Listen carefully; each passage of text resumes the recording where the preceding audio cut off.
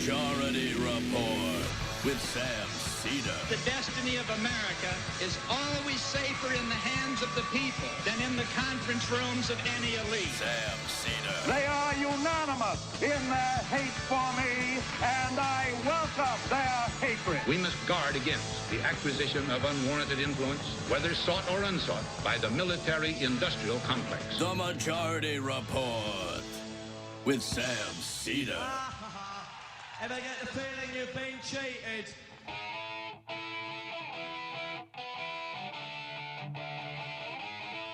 It is Monday, June 25th, 2018. My name is Sam Seder. This is the 5-time award-winning Majority Report. We are broadcasting live steps from the industrially ravaged Gowanus Canal in the heartland of America, downtown Brooklyn, USA. On the program today, executive editor of Viewpoint Magazine, and author of Mistaken Identity, Race and Class in the Age of Trump, Asad Haider.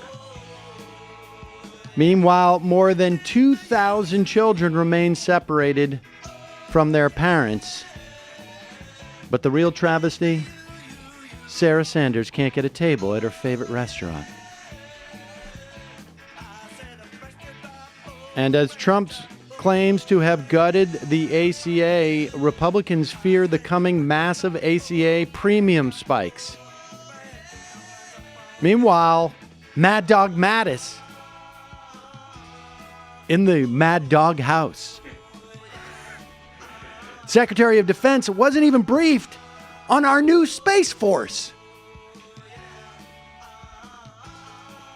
And Trump's MAGA mishap. Sorry, Harley. Global warming apparently still exists, ladies and gentlemen. SCOTUS punts on the North Carolina gerrymander case. And remember that whole peace with North Korea thing? That seems to be off again. And lastly, the Bill and Melinda Gates Foundation says, sorry for the education reform movement. So sorry. All that and more on today's program, ladies and gentlemen. I want to get to that story about the Gates Foundation.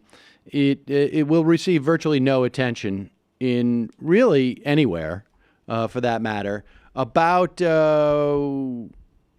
I guess maybe it was the end of 2017, the Gates Foundation said that they were going to change direction in terms of where they're going to be sinking their money. We now know why, and we'll talk about that later. But it has a lot of implications in terms of what I hope is now more or less dead. I mean, not the remnants are still here, but that so-called education reform movement, the corporatizing of our education, is hopefully over.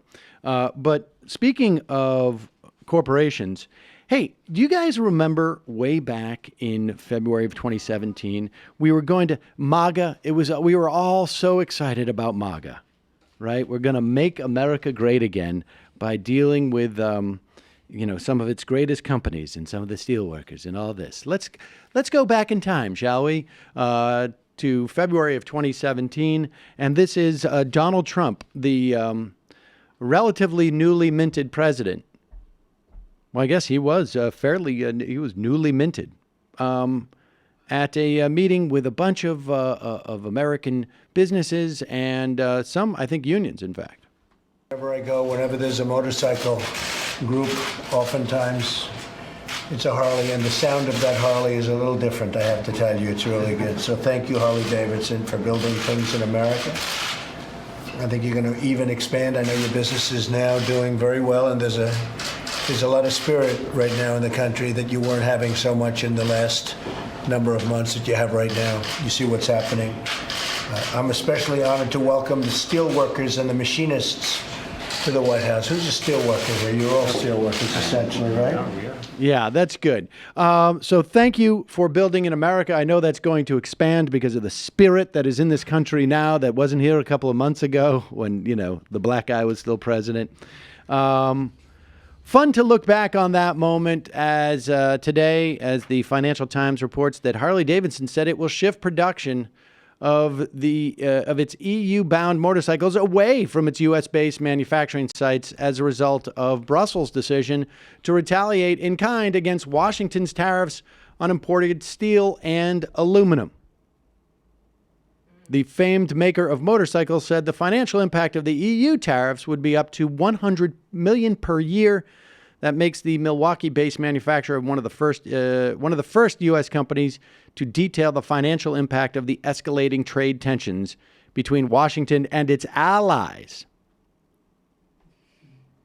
It's going to be a piece of cake. They're going to be easy. Also follows hard on the heels of Daimler, which you may remember as Chrysler, which last week issued a warning that its profits would be hit by new Chinese tariffs on U.S. imports.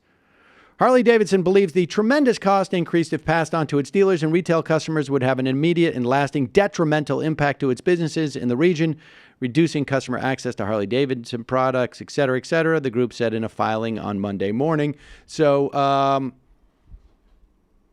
much for the tariffs. Not to mention, those same steelworkers now are probably complaining about the tariffs as well, because it's not necessarily protecting their jobs. It is simply making downstream work with these products more expensive.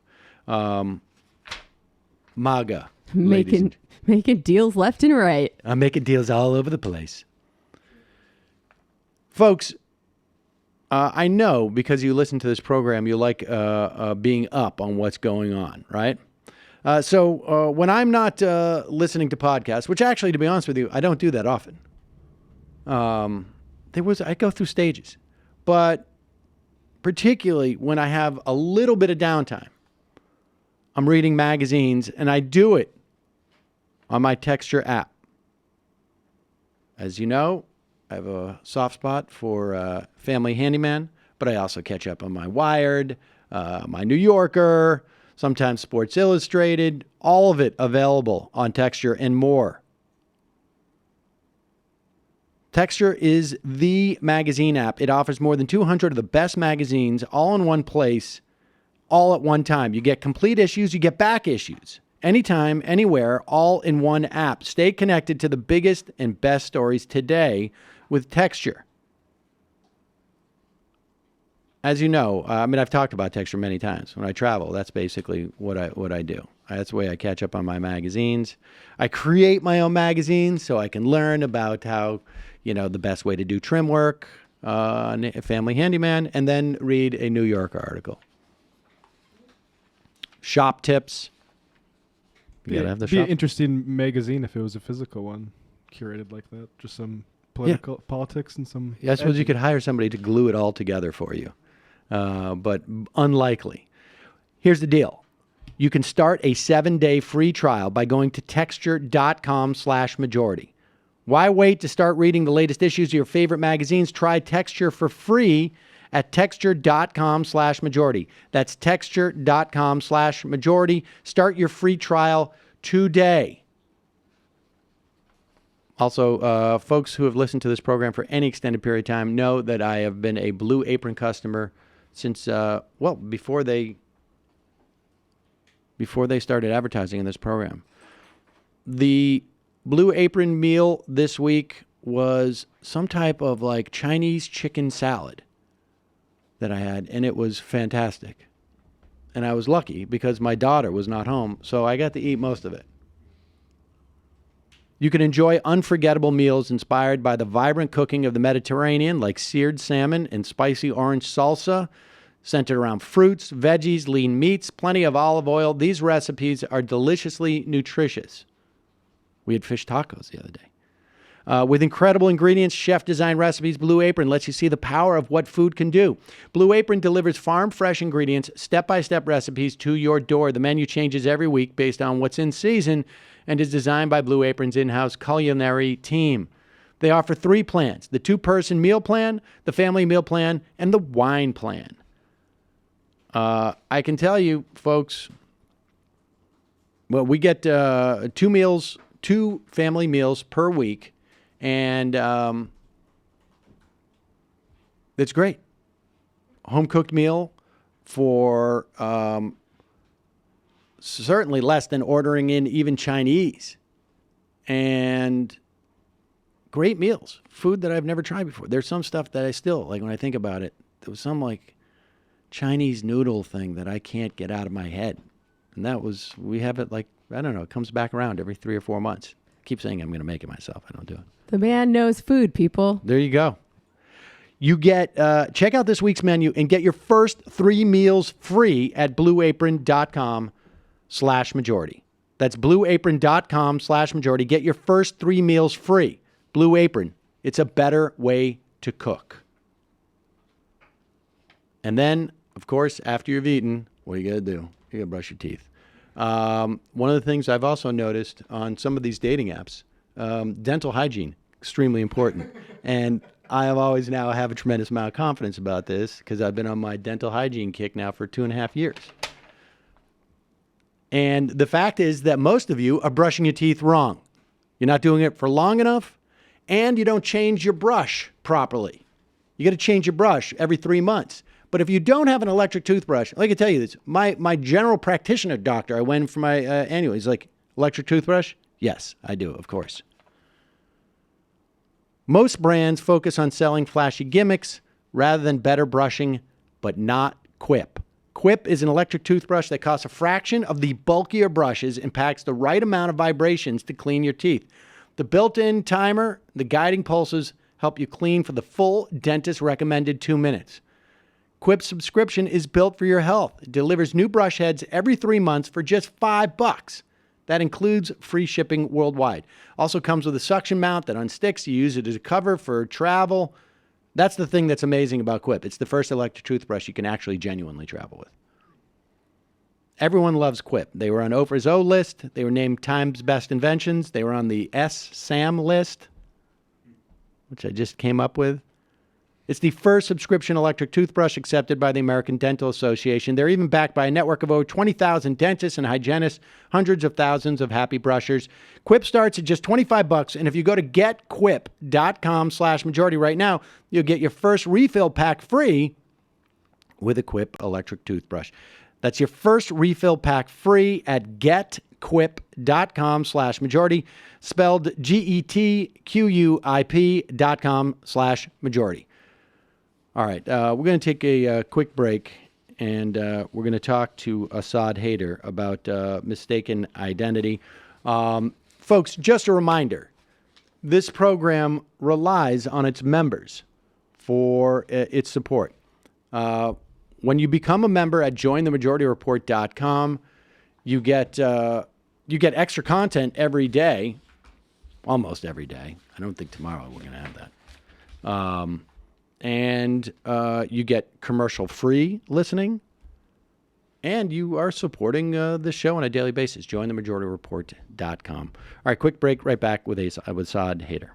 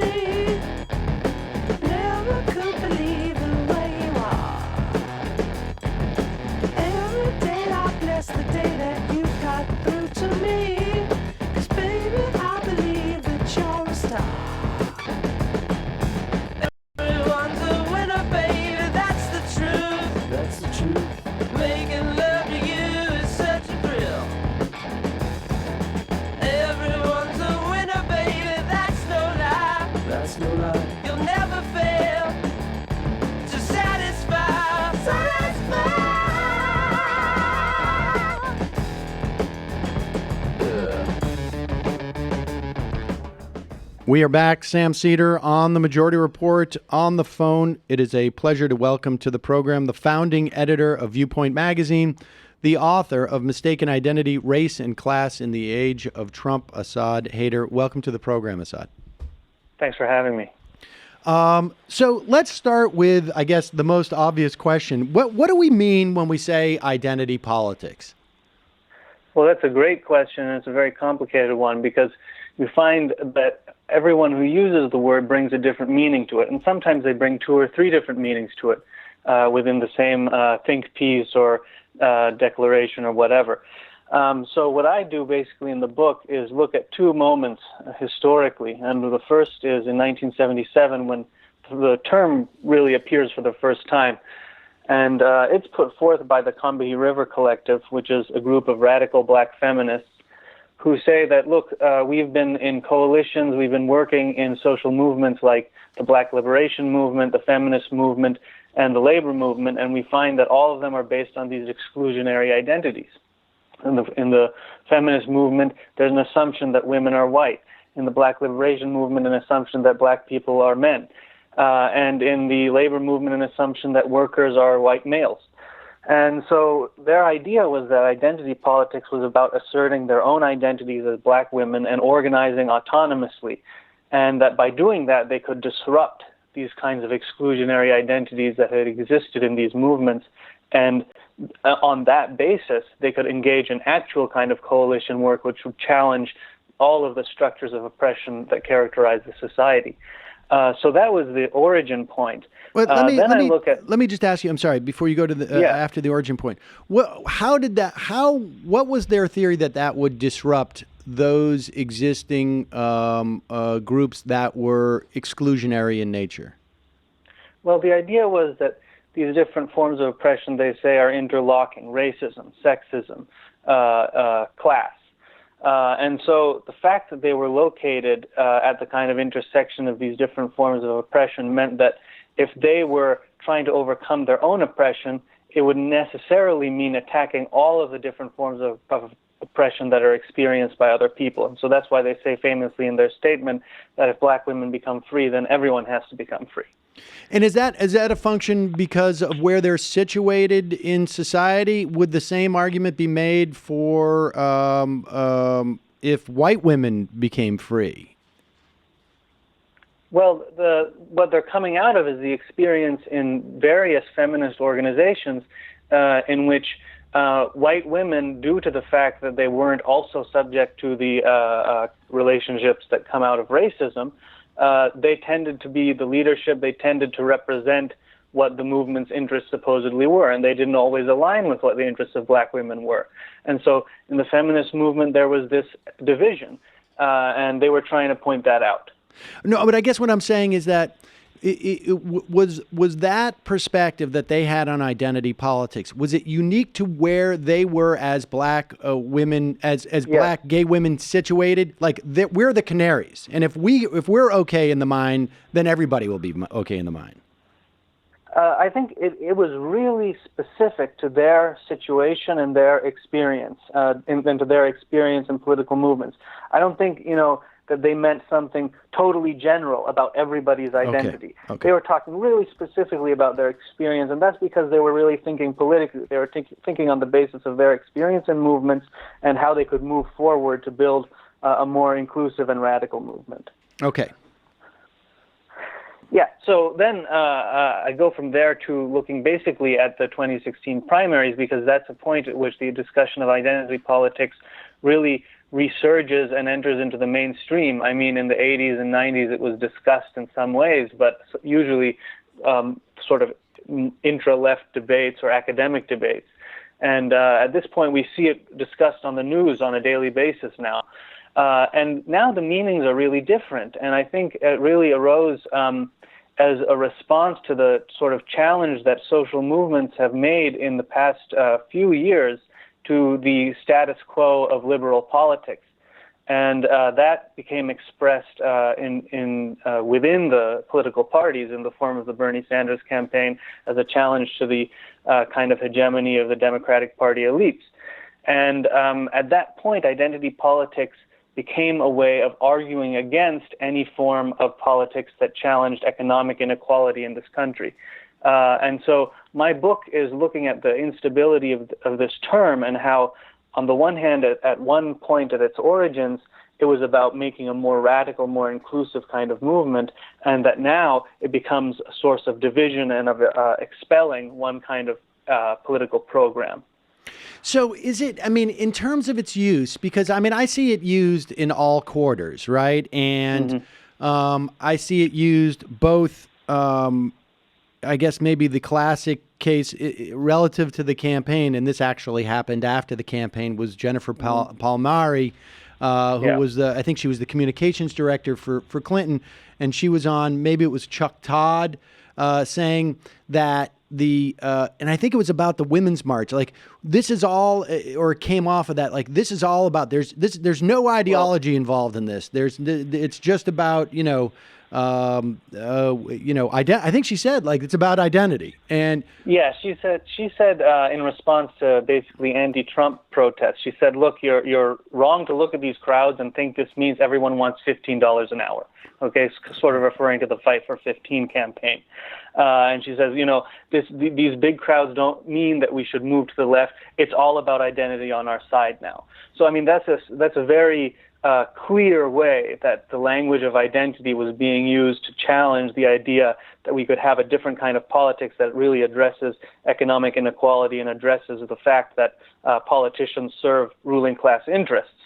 So it was specifically being mobilized against that. And it was being mobilized against, the Fight for 15 campaign, which represents a lot of workers of color and is a major kind of movement about mobilizing against racism.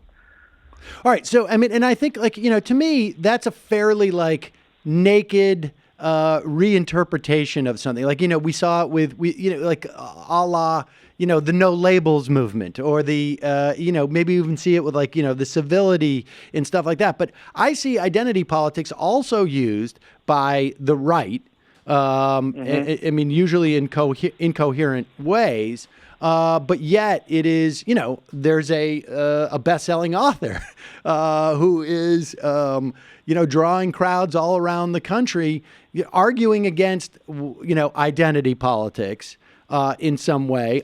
Maybe you have a better sense of how he's using it than I do. Are you talking about Jordan Peterson? Yes. Okay. And we also, I think, there are folks on the left who use it in, I think, an equally sort of somewhat disingenuous way too, right? I mean, to argue. I agree. And so we outline that so that we get a notion of, at the very least, like, all the ways, because it sounds like it's in the eyes of the mouths of the bespeakers, I guess. Yeah. So first of all, I'd say Jordan Peterson really represents a white male identity politics. So as much as he wants to disavow identity politics, he is a practitioner of it. Right. And the reason for that, and the reason it plays out the way it does, is that we've had social movements in this country that have, and internationally, that have challenged the idea of whiteness as being the intrinsic universal. They've challenged the idea that men are the people who are in charge, and that they've challenged that whiteness and masculinity are inherent natural traits. They've shown that these are socially constructed things. And so now it becomes necessary to explicitly argue for them, like put your shoulders back, clean your room, that way you can become a man, because now we know that there's no intrinsic meaning to that category. It's something that's socially and culturally constructed. And so that's what that kind of identity politics is doing, is taking the fact that this identity has been challenged and now trying to reassert it, to shore it up. That's what you find on the right. Now, on the left, I think sometimes there's some confusion just because of the instability of this term. But there are some people who make really misleading or abstract kind of claims about some category being universal. Sometimes on the left it's class. Sometimes it's like, in the case of liberals like Mark Lilla, it's citizenship. And they think that these things are something that unite everybody and that they're like a basic foundation for politics, and that if you start to introduce these other categories like race or gender, you're going to introduce divisions, and that they won't, they don't add anything. They don't add anything that wouldn't already be encompassed by getting everybody good citizenship rights or by winning some kind of class equality. Well, I think that is mistaken because it's just putting things in the abstract. It's not looking at the way that the society actually operates. It's not looking at the actual history. If you look at the actual history, you find that race is totally tied up with class, okay? That's what I've looked at in my book, and you could make the same argument with gender. I don't agree with the idea that they should both be subsumed into this unitary category of identity. They're different relations. But if you look at the history of the formation of American capitalism, of inequality in this country, you see that race and class are totally tied together. And that was something that the movements against racism of the 20th century, the civil rights movement, the Black Power movement, and so on, they fundamentally recognized this. And we should study those movements and take our lead from them. All right, so is there anybody... Because so we have like three definitions of the way that identity politics are being used incorrectly. It strikes me. And is there anybody or any movements that you see that are using it in the way that you are advocating, or suggest that it's been used in the past? Well, I don't necessarily advocate that we should go back to the origins of the word, because we don't control what words mean. They circulate and other people take them up. And even if the meaning is confused or distorts the original intention, it has real effects. And, right. In politics, the way you word things just has actual effects. And so I think that now identity politics has become a term that's really been appropriated by the neoliberal elite. And it carries that baggage with it every time you use it. And so I've argued that, we need to look at the history of where it came from and really understand how radical those intentions were, but then that we can carry those intentions on with a new language that might be more appropriate, or that might have more of the effect that we want now, based on how the terminology has changed and how the history has changed. All right. I want to put a pin in that, to ask you what that new language will be in a bit. But so to the extent that it's being wielded by, the way that identity politics are being wielded today, do you think that there is a practice of it? Is there, to me, it just reminds me, of the whole like no labels movement, which, seemed to have, there were a lot of people talking about it, but that was because they had the money and they were, sort of entrenched in the establishment. But there was a constituency of zero. And I wonder today, when you look at the, for instance, like where would Black Lives Matter be, relative to the practice or the not practice of, I guess, it seems like a hazardous term to say identity politics, right? Yeah. Because we could be talking about anything, but where are they situated in terms of their integrating, I guess, how do you perceive that movement, I guess, is really the question. Yeah. Okay. So I don't think that I don't think that the Black Lives Matter movement can be reduced to identity politics in the way that it's used by someone like Palmieri. Okay, it's totally opposed to that. And I think that, every movement originates at a specific site, just like we said about the Columbia River Collective. It originated specifically within Black communities with a specific problem of police violence against Black people. And that was a totally important kind of movement to emerge, but its relevance went to a general level. It was a general kind of challenge to the existing structures of policing and of the prison system that we have in this country. And we see the general relevance of it now with the way that immigration policy is being militarized and immigrants are being policed and detained.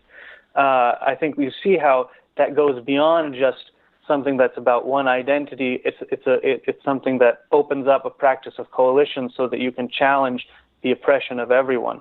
And I think that the Black Lives Matter movement was an opening for that, and that's one of the really amazing things about it. I mean, walk me through this, because I can't quite. I mean, I understand what you're saying. Again, this is sort of like that canary in the coal mine theory, right? Is that because when we talk about the excesses of policing, folks in the African American communities feel these impacts. I mean, do they feel it first, or do they feel it in a unique way that, when addressed, necessarily reforms the mechanisms more broadly speaking? Well, like I said, every social movement, I mean, we don't get at one stroke the transformation of the whole society. It's going to come from specific sites and points of origin, and it's going to have specific demands. There are waves of movements, and they can enter into coalition with each other. They can move in a particular sequence. But the idea that I'm proposing is that they all need to add up eventually to a project of general emancipation, to a project of changing the whole society. And that I think that fundamentally that's what we saw happen with the civil rights movement and the Black Power movements. They opened up the possibility of all kinds of other movements emerging. The New Left, the anti-war movement, sort of came about as a possibility because of that. And I think that, recently we saw Occupy, Black Lives Matter, the Bernie Sanders campaign, which was, to some extent a grassroots mobilization. We see these things happen in specific sites, and they take up specific targeted demands. The important thing is to be able to draw the connection between them so that they can build and become bigger and make real social transformation. When you say, are there examples of movements that have not done that? In other words, when I can't tell who the audience is when you say that they need to or they need to expand, or they do expand, or we need to perceive them and help them expand. I'm not sure. Is this a message or a theory for members of these specific movements, or people outside of these movements? Or are there examples of these movements that you've seen that come together around an issue that is unique to their identity, that does not have broader implications in terms of broader emancipation, or I think you call it universal insurgent universality? Yeah. So, one thing is that I don't want to talk about movements as monolithic entities. In all kinds of different movements, we see these different political languages being used, and one of them is an identity kind of language, and there are also other languages. And I think that one of the frustrations I've had as a participant in social movements, anti-austerity movements in California, which I talk about in the book, is that instead of race, for example, becoming a factor that adds and builds on the campaign as it exists and makes it stronger because it's targeting more of the social structure that we're up against, often it became a source of division and mistrust, and it undermined coalitions. And often that was attached to a language of identity or to the kinds of terminology that go along with identity politics today. And so what my audience is people who are involved in politics who are uncertain about this language, uncertain about how to address issues of race, people of color in socialist movements and labor movements who are frustrated by a leadership or a membership that doesn't take the issues of race seriously. I'm speaking to all of these people, and that's why I place such an emphasis in the book on these movements in the past, the anti-racist movements in the past that saw race and class as inseparable and worked on both lines. So, I mean, walk us through that in a more tangible way, and it's centered in some respects around the notion of white privilege in the context of these anti-austerity movements. You mean the experience yes. of identity? Yeah. Yeah, I mean, so for example, there are the ideas that an economic issue is a white issue, okay? That opposing austerity was a white issue and it didn't represent the interests of people of color. That's something that was actually said in these anti-austerity movements. Well, I mean, it's an absurdity because actually a huge portion of the population that's hurt by austerity at every level are people of color. Just like we were pointing out about Palmieri. I mean, she was intentionally kind of dismissing the Fight for 15 movement by invoking identity and ignoring the fact that so many of the people who are participants in that movement and who would see a serious change in their standard of living were people of color.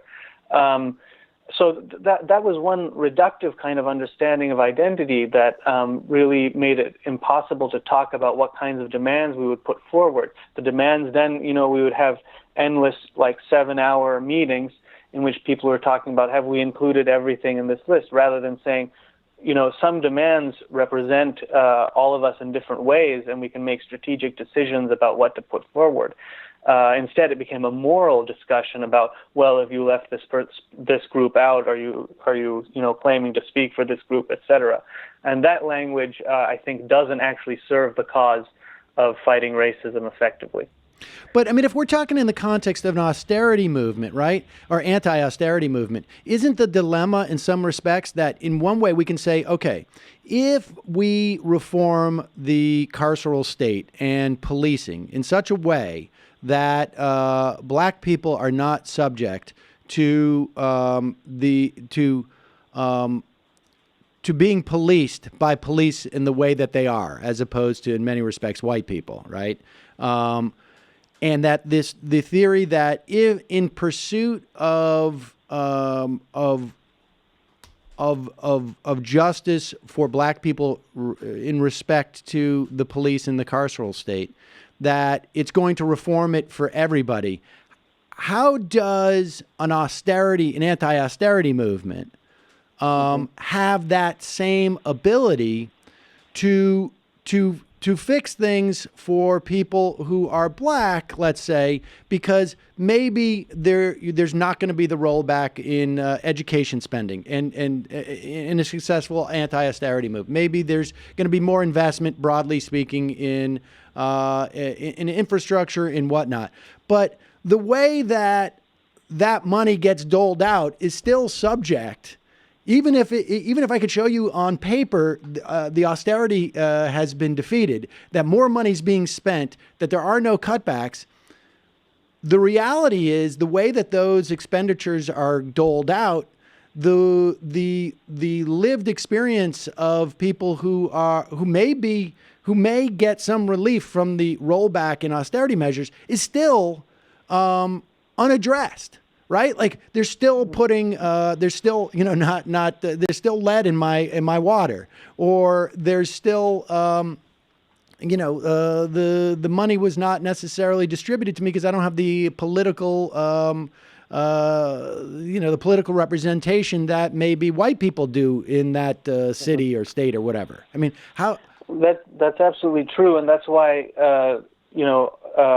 fighting against racial disparities also has to be a part of an anti-austerity movement, but it cuts both ways. Because if you fight against racial disparities without addressing economic inequality, then you get a situation in which elite members of a particular marginalized community have their interests served, but the masses of people who are in that community get left behind. And a lot of that has happened since the 1970s in communities of color.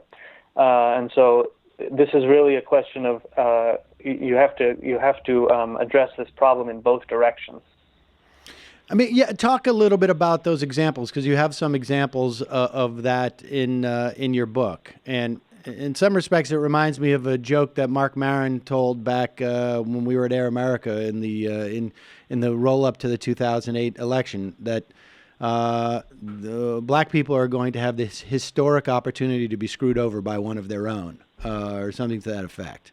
And in some respects, that's sort of a dynamic that has played out. Right.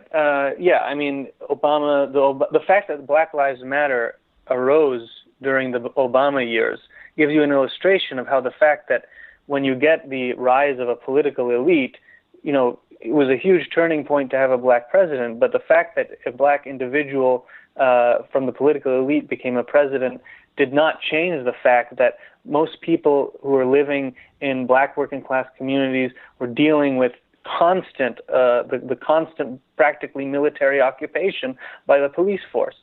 And so that's, a recent example. This is part of sort of a general historical trend, which is the result of the fact that after the civil rights movement achieved its major legislative victories, it was possible for black elites to enter into the mainstream of the American society, to become mayor, to become to become a businessman, and so on. And that led to a very complicated situation, because there was a time when the interests of the elites and of the masses of black people were aligned, because they were all excluded from society on the basis of formal legal structures. When that went away, the possibility of the elites rising up in society and leaving the communities behind became really pronounced, and that led to a lot of disillusionment. I talk about, for example, the poet and political leader Amiri Baraka, who, as a black nationalist, worked for the election of Kenneth Gibson as mayor of Newark, and found that when Gibson was actually mayor, he was doing things that were not in the interests of the constituency that brought him to power. And so that's why Baraka made this conversion from black nationalism to Marxism. And is it possible, however, that we need to go through that process? I mean, to get to that point, that we need to, that there has been a necessity to deal with that sort of one-dimensional issues. I mean, because you say, like, black working class folk dealing with policing, but it's not just black working class folk who deal with this, right? I mean, you drive a nice car in L.A., and you're going to get pulled over. You're a professor at Harvard, and you're trying to get into your house, and maybe the cops come in. I mean, so it's not limited to that. Is it conceivable? I don't know if I really believe this, but in terms of just playing devil's advocate, that there needs to be a full integration of elites into this, and then there is a natural progression to understand that, like, once the deck has been cleared, I don't know if you can fully clear it, but certainly we've made progress on some level, right? And and certainly by the end of the Obama administration, you had the DOJ very aggressively going into police departments in a way that they had not in 25 years, 30 years maybe. That we need to that is a first order issue, and that class in some ways cannot be fully addressed in these instances until those issues are resolved? Well, I would put it a different way, and you kind of illustrated it, that, elites, they don't make change. Elites ride the wave of mass movements, and fundamentally, in terms of change in this country around race, the civil rights movement was one of the most significant mass movements of the 20th century. The Black Power movement continued this mass movement in a different way, and elites emerged from these movements, and they emerged and they achieved policy changes because there were thousands of people committing acts of civil disobedience and out in the streets. And so that's something that has to be understood, that this distinction between mass movements and political elites, elite leadership. And when you talk about that kind of distinction, class really does come into play, because elites belong to a different class, and they may, if it so happens that you get to a point where they turn against the interests of the movement that put them where they are, then those movements' aims will not be realized. So yes, elites are still subject to racism, but that can only continue to be challenged if there is a mass movement and that they are subject to the criticism and the supervision of these mass movements. Otherwise, they're going to climb up and leave everybody else behind. Are there instances where racial experiences should be first order issues? Yeah, absolutely. I think in any, let's say that my perspective is let's say that I'm in a socialist organization. In some cases, one particular issue is going to take precedence above all others, because that's strategically what's relevant for that particular political situation. You can't fight on every front at once. You have to make choices, and you have to have a sequence and build things. And so in certain situations, a socialist organization, too, should put race first when it's the relevant thing to do. For example, if we had the DSA has grown massively since the election. If it had been of that size at the beginning of Black Lives Matter, its priority should have been to participate in that and to provide all the support that was possible, because in that political situation, I think that was the most pressing thing. And so, yeah, I mean, fundamentally, this is a question of political strategy. It's not a question that can be decided in the abstract. It's something that has to be determined in the situation. And so let's talk just about that new language that you suggest that we need to talk about this dynamic. What is that new language? That new language is going to come from actual practice, because right now we're seeing that identity politics as a term is causing confusion, not clarity. It's bringing, it's in some ways it brings the baggage of this neoliberal kind of conception, and in other ways it just means that people don't understand what the other person is talking about. So I think that in movements we've got to find a way to make sure that we're not setting up abstract oppositions between empty kind of abstract categories like race, class, and gender, but we're really looking at specific situations, and we're really trying to not establish hierarchies between what we do, but respond strategically to given situations. The language is going to come out of that. It's not something that I'm going to dictate. I mean, it's fascinating because I feel like the only people who use identity politics are people who critique what their definition of identity politics is. Like, I've never heard anybody saying, I guess Jennifer Palmieri, but she was really using it as a way of that was almost laughable, rhetoric in a way. And, I rarely. I think it's pretty new. Yeah, it's pretty new. I mean, it used to be that for example, in the 90s, there was a huge left debate around it, sort of sparked by Todd Gitlin. And it was generally used in a derogatory fashion. But that wasn't the case in the 80s. And I think now, starting with 2016, it started to be used in a positive way, which was really surprising. And Palmieri was sort of an example of that. But I've heard it in other contexts. You see it used in think pieces all the time. There are all kinds of think pieces that say, here's why the left needs identity politics. Here's why the Democratic Party can't abandon identity politics. Well, what do they mean by that? I mean, each one you read is going to say something different. Right, but are they expressing something that is fundamentally different from what you're saying? That, I mean, aside from obviously some of those people don't have necessarily the same political program that you have. When it comes to outcomes, like some of them aren't interested in more socialism, let's say. But within that context, when they ultimately define it, aren't they talking about not that the idea of groups should be, or individuals who share characteristics that are a function, and I think you described this as, as being problematic, that people define their associations within these practice of identity politics as a function of the oppression that they get, right? And that you feel that has limitations. I mean, just speak to that for a moment, because it seems to me that most of those people who express that, I think, aren't necessarily saying that we should exclude class politics, just that in a given context, it's not the first order issue.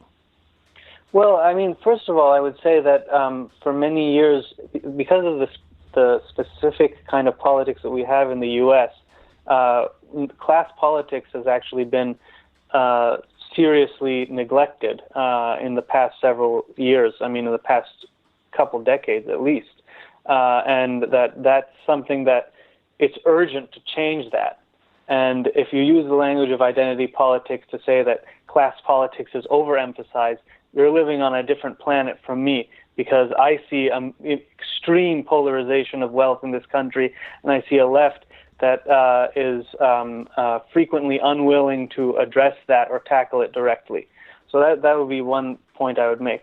Second, yes, fundamentally, part of my criticism of identity politics is that when you define politics in terms of an identity group, however you want to produce that identity group, then politics becomes all about demanding recognition from the state. And you define that identity in terms of some kind of injury that you've received on the basis of your identity, and you demand that the state protect you.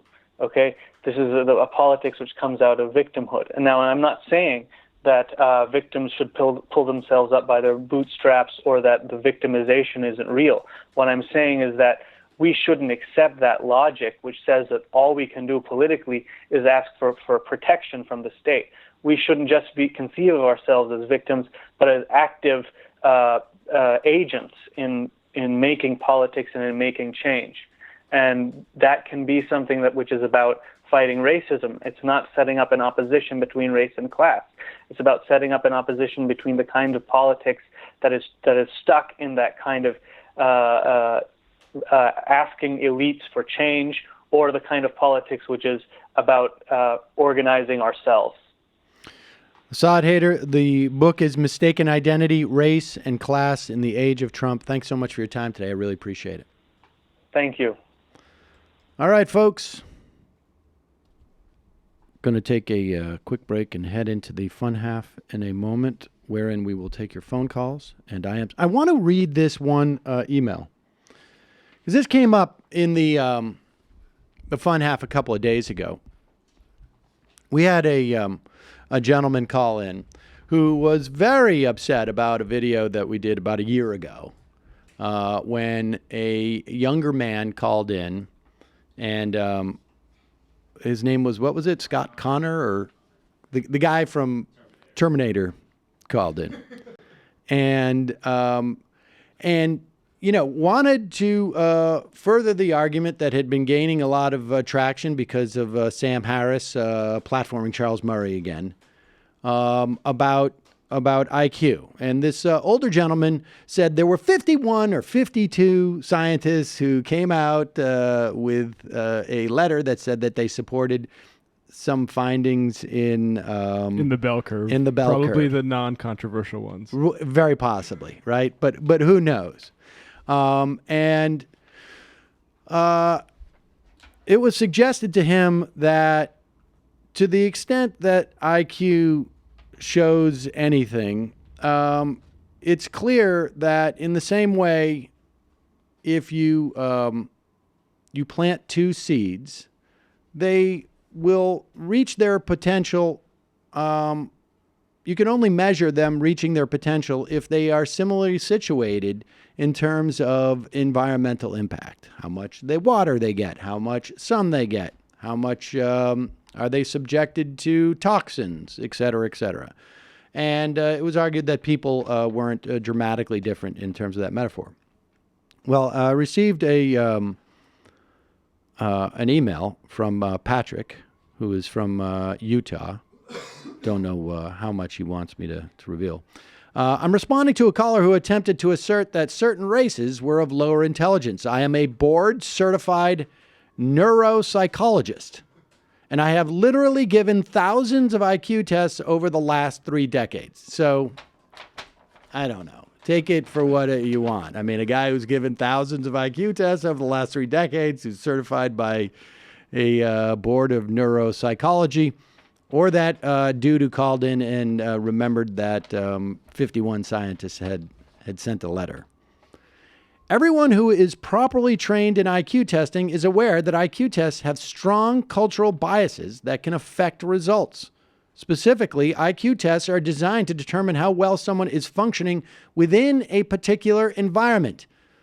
I'm giving you a link to a great video showing an Australian psychologist who devised an IQ test for Aboriginal children, who typically score lower on IQ tests than white Australian children. She realized that children growing up in the outback environment required them to identify natural objects, shape, and locations in order to survive. She therefore devised an IQ test where children were required to identify the correct order and orientation of nondescript rocks. She found that white Australian children raised in a city scored in the mentally impaired range of functioning on the test when compared to Aboriginal children, which is not surprising based upon the research that looks at the impact of culture upon IQ scores.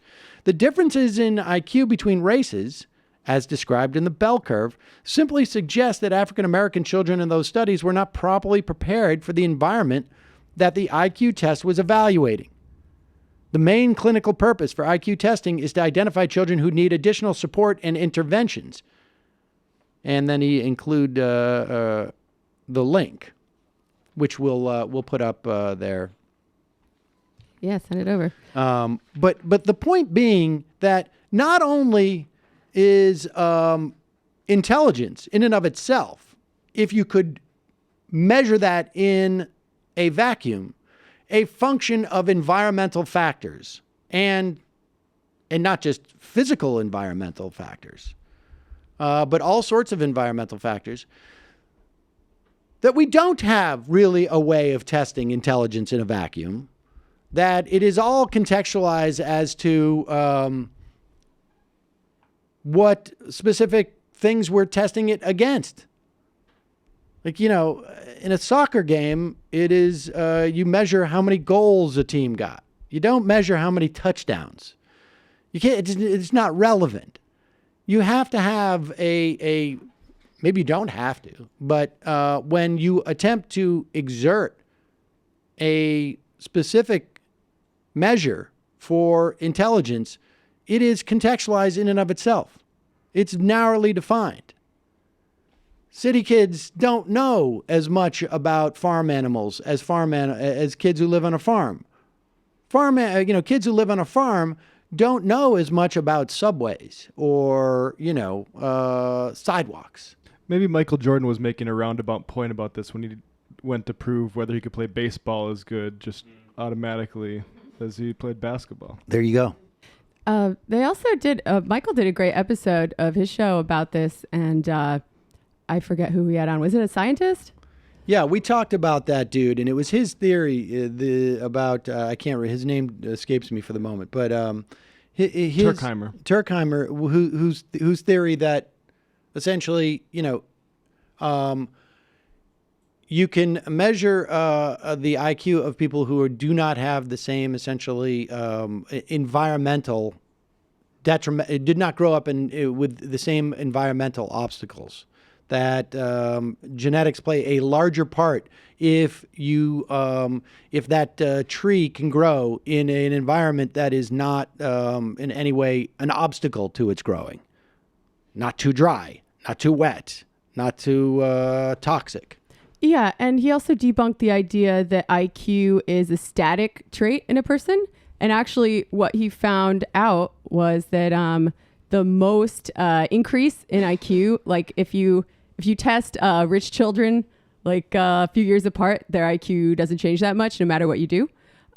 If you do the same thing for poor children, you can see a lot more of an increase in their IQ scores, which, from that, it follows that that's where the resources should be put because that's where they can make a difference. Right. And a lot of this is so obvious if you know anything about like schooling kids and how certain kids fall behind during the summer months when they aren't around like schooling and stuff like that. It's the same thing. It's so obvious. In fact, after the break, we'll talk about this Gates, the Bill and Melinda Gates study. They commissioned a 500-page report that basically said their whole $700 million program of teacher evaluations was an oops. What are you going to do? But it's not just a question of the wasting of their money, which has been a problem. It's that so much resources has been involved in fighting the corporate school reform movement that it is it's stunning. We'll talk a little bit more about that after the break. Folks, don't forget, you can join us in the break by becoming a member of the Majority Report at jointhemajorityreport.com. Just pennies. I mean, it's a lot of pennies, but a day. But if you have that many pennies, we're doing you a favor. Let's put it that way. Jointhemajorityreport.com. Also, a reminder, you can access Jamie's program, The Antifada, at patreon.com/The Antifada or on iTunes. This week, part 2. Yeah. If you liked that interview that Sam just did with Asad Haider, we talk about a lot of the same things in this 2-part episode with my comrade Justin Charles from the North Brooklyn DSA and the DSA Afro-Socialist and Socialists of Color Caucus. There you go. We also just recorded a collaborative episode with Brett from Brett Left Radio. A crossover episode is what we call those in the biz. Crossover. Thank you. That's the word I was looking for. And Matt, no crossover for you, but cross medium. Look at you. Look at you. You want to cut to that, Jamie? Of course. Matt has some Literary Hangovers available on YouTube now. Oh, look at that. Some people said that they're smart TVs. They just like to watch things on YouTube. Yeah. Should I be doing that? A lot of vocal fry going on there, I got to say. Yeah. I picked up on a lot of vocal fry on your part. That's good. You're much more vocal fry on... It's a bit more casual. Oh, you listen to Matt's podcast? I listen to it on YouTube. All right. There you go. Well, you got to get yours on YouTube. That's where everybody... All right, I guess I will. Sam's a YouTube star. I'm totally on YouTube all the time. I don't even... all right, we're going to take a quick break. Don't forget... what is the story with the TMBS? Tomorrow night? No? Yeah? We're doing there's going to be just a audio only with Harvey K talking about Thomas Paine, the legacy of Thomas Paine. There you go. So. Check it out, Michael Brooks Show on iTunes and anywhere your fine podcasts are sold. Quick break, then into the fun half.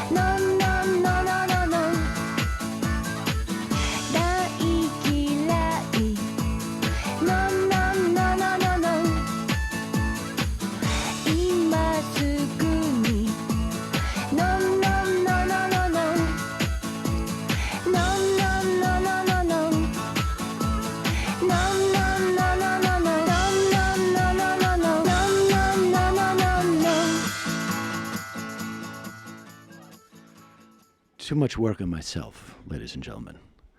No such thing. Ladies and gentlemen, this is the fun half of the program, wherein we play audio clips. We take audio-based phone calls, and we read IMs. If you want to IM this program, you do so on via our app. And our app is at majorityapp.com. Who is that? What is the first one that you put up in the corner there? That's Bossy. That's, Bossy. Oh, this was nice, ladies and gentlemen. I mean, look, I guess we should just briefly mention the whole Sarah Sanders thing, right? Sarah Sanders apparently, and I would imagine most people have heard about this by now, right? Yeah. But we should at the very least just talk about it briefly. Sarah Sanders went out to a dinner with, I guess, I don't know if it was with her family. Was that right? Was it with her family? Not sure. To Red Hen in Lexington, Virginia. And apparently the owner got a call from people working at the restaurant saying Sarah Sanders is here, and people feel uncomfortable about it.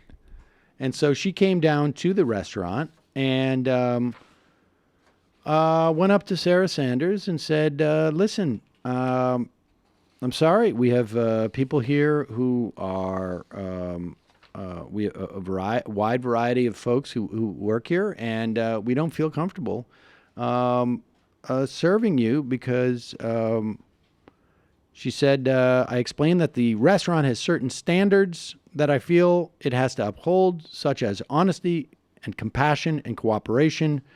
And she said, I'd ask you, I'd like to ask you to leave. And she also went on to say, I'm not a huge fan of confrontation. I have a business and I want the business to thrive. This feels like the moment in our democracy where people have to make uncomfortable actions and decisions to uphold their morals. They offered to pay. I said, no, it's on the house. And so Sarah Sanders tweeted out last night on her press secretary Twitter handle, last night I was told by the owner of Red Hen in Lexington, Virginia to leave because I work for POTUS, and I politely left. Her actions say far more about her than about me. I think that's probably true. It says that she has integrity, and but I also think it says a lot about, not so much about you as a person, but what you have done. And how we feel about it. And continue to do. I always do my best to treat people, including those I disagree with, respectfully, and will continue to do so. Now, of course, she's not treating any of the parents who have been separated from their children or the children who have been separated from her parents. She's not treating them in any way. She doesn't come in contact with them. She does, however, lie and obfuscate. I don't know if I'm saying that. I don't know if I can pronounce. Obfuscate. Thank you. I wouldn't even be able to say it now after you said that. I just can't pronounce that word. On behalf of people who are treating these people very, very poorly. And so there's been a big brouhaha about how there's a lack of civility out there, and people making this, drawing a parallel with the Masterpiece Cake situation, where a baker didn't like the idea that gay people would have the same rights that he would have, and wow. And so he would. I mean, people are doing that, and of course they are. And here's the distinction, and it's very simple. Okay, it may be a moral choice by a restaurant owner to say to Sarah Sanders that because you work for the President of the United States, you should leave this restaurant. That may be a moral choice for her, but that doesn't make it right or wrong. That's up for other people to decide in terms of their morality as to how they judge that.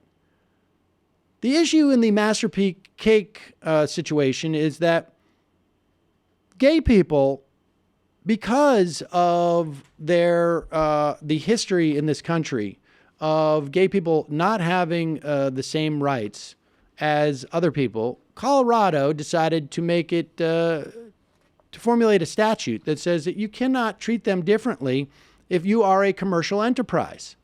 They are what is known as a protected class. There are many people who are not a member of a protected class. Most people are not a member of a protected class. And you are also not a member of a protected class. You can you can deny a black person the right to eat in your restaurant if it is because they work for the President of the United States. You can do that. Or you can, I should say, ask them to leave. I don't know. I mean, you can fire someone because of their political beliefs.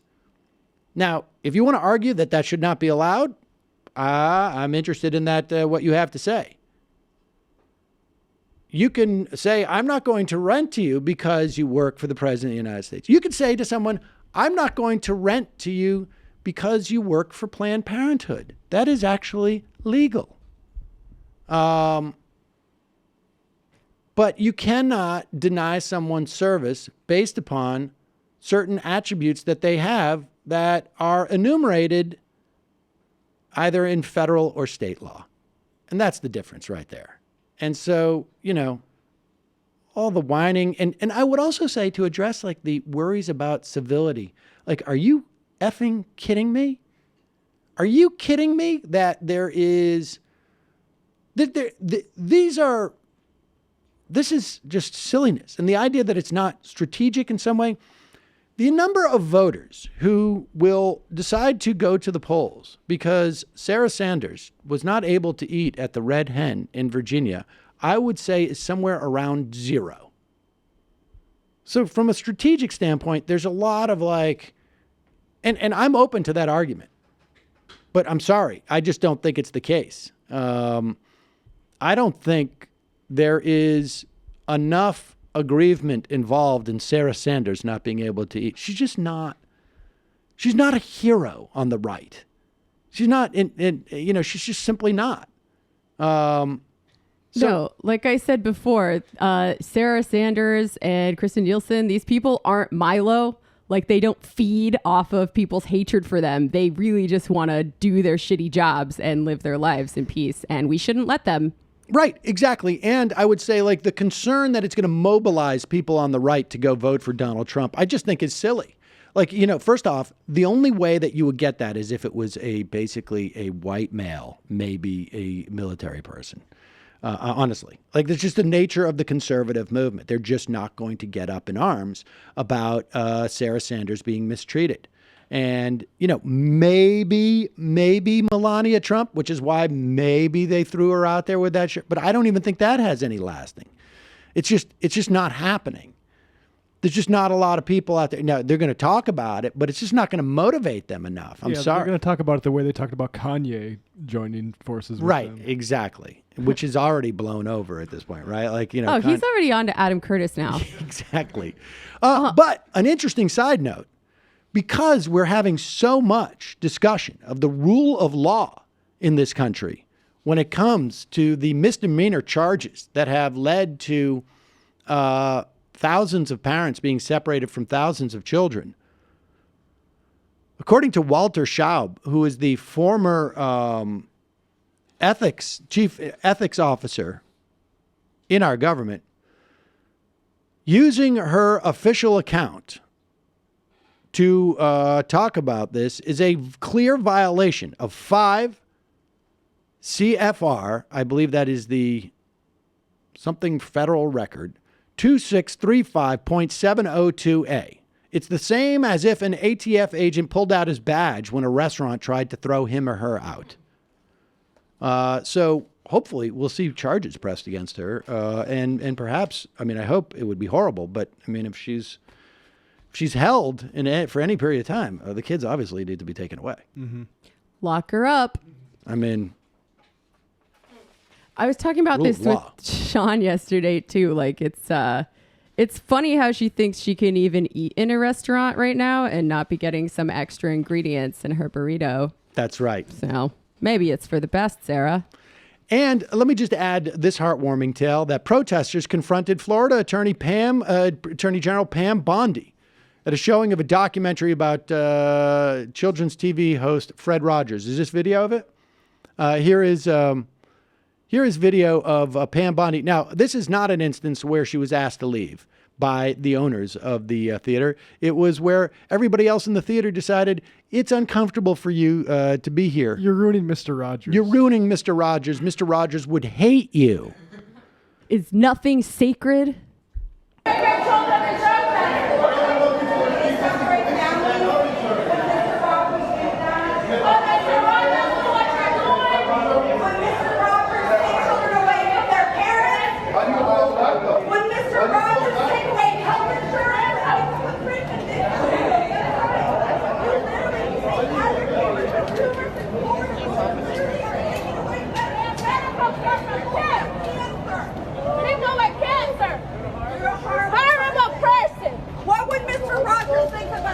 And your legacy in Florida, taking away health insurance with people with pre-existing conditions, Pam Bondi. Shame on you!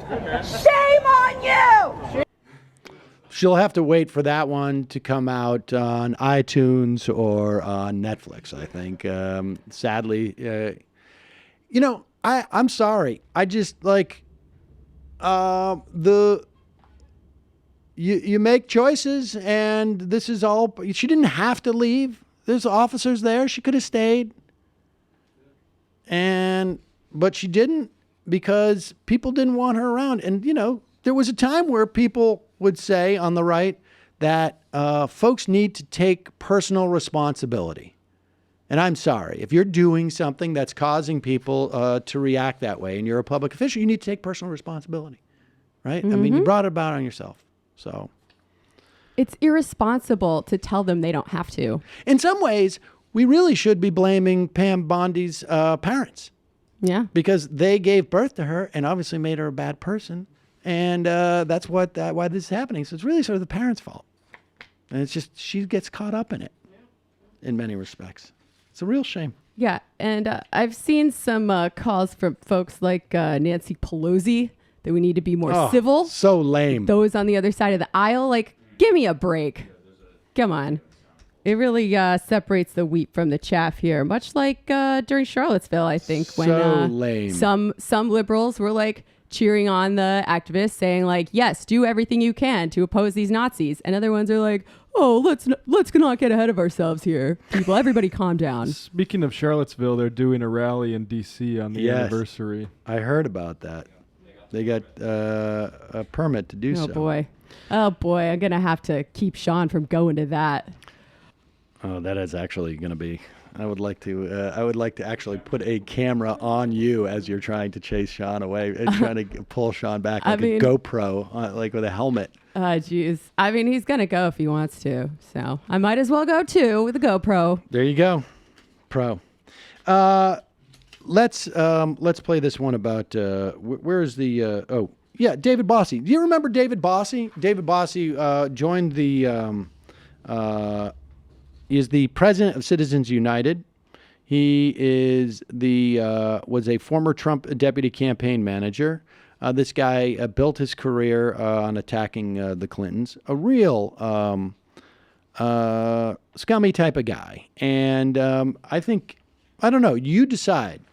Does David Bossie know what he's saying when he says what he's about to say to Joel Payne, who is a Democratic strategist? Do you think he knows what he's saying? And the way, I don't know, here's a clue, and I don't know, I'm not going to in any way try and predispose your assessment, but one time he specifically avoids the specific word, although it is like not even that much of an avoiding, right? Like, I don't know what ever picking mind means, but let's hear this. Good morning. David, I remember maybe a simpler time in American politics where the term Nazi was not thrown around like this. Ed, this is quite honestly disgusting. The Pause left it for is 1 lost. second. I'm curious as to when this time was. Like, I think we definitely heard it during the 60s, right? We obviously heard it during the 50s and the 40s. We had just defeated the Nazis. Maybe it was FDR wore out the term using it too much. I guess maybe that was what it was. Maybe that simpler time was in the 90s, where Fox, where these type of folks were basically pushing the idea that Hillary Clinton had murdered Vince Foster, and so, all right, but good. Their minds.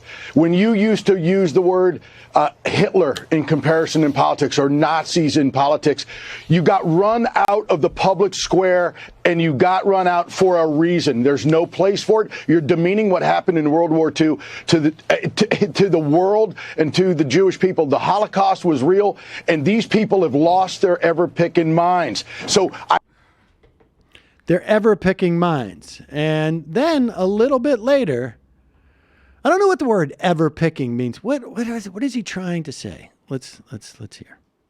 Campaign manager. This is the type of hate-filled screed that you saw in 2016. This is honesty. By the way, this is why, by the way, Democrats are going to win this time around. Please. Because people You have tried seen, this in 2016 and you lost. Okay, let Joel make his point. What 2 years of Trumpism looks like, and it looks like Charlottesville. It looks like calling judges of Mexican descent not being able to make judicial decisions because they're of a certain descent. It's called attacking the Khan family. People have seen what this president's about. But Joel, they've seen what his agenda is, and if the president said all these things he said, and you don't like his tweets, do you think two wrongs make a right? So then you're going to double down. It's not about two wrongs making a right. You know, you started this segment saying that progressives and Democrats and the left are attacking the president, calling him a racist. No, you're just calling him out. Listen, you don't have to be a golden retriever to hear all the dog whistles coming out of the White House these days. And from my friend David over here. Final point, David. All right, you said that about David. Michael Hayden posted a picture of Auschwitz. Donnie Deutsch is talking. That liberal Michael Hayden. Yeah, that screaming liberal Michael Hayden. You're out of your cotton-picking mind. Cotton-picking mind? Brother, let me tell you something. Let me tell you something. I got some relatives who pick cotton. Okay. And I'm not going to allow you to attack me like that on TV. I'm not out of my cotton-picking mind. You're out of your mind. You're out of your mind. He said you're out of your mind. Gentlemen, we're going to leave it right there. He said you're out of your mind. He meant it nicely. You're out of your mind. All he did was say you're out of your mind, not your cotton picking. I like repeating it without the cotton picking part, as if that's what you originally said. Right. Yeah, you're out of your mind. That's exactly what he said. I like that he still gets to be a gentleman after this too. Well, now to be fair, screw it. He did say during a heated segment on Fox and Friends today, I should have chosen my words more carefully and never used the offensive phrase I did. I apologize to Joel Payne and Fox News and its viewers. I should have said, you're out of your black guy's mind. You just need to be more careful. That's right. Picking words. Exactly. You got to be more careful when you're on TV. Being a professional communicator. Exactly. To be fair, I use much worse language when I'm off TV, but I just didn't calibrate properly. I didn't realize that people are more sensitive on Friday. I'm not like a psychologist, but if you circle around that term 2 times in the interview, it might not be the lack of care that is the real problem there. Look, and if you don't think that people do stuff like this on purpose, I can tell you that I very purposely used Suck on This on a cable television show with Thomas Friedman in a different context, exactly to get a rise out of him. And there's no way that Bossie didn't know what he was doing. That's his selling point. I'm going to say the cotton picking. I'm going to say the cotton picking, the ever picking. And I'm going to say that on TV. And then I'll apologize for it, but people will know it's in my heart. I used the wrong language on TV. I've got a few thousand more followers. Look, everybody who in my constituency knows that you can't. I mean, that's part of the problem with political correctness now. You can't say cotton picking anymore. Make one little mistake like that. Exactly. The libs are all over you. Jeez.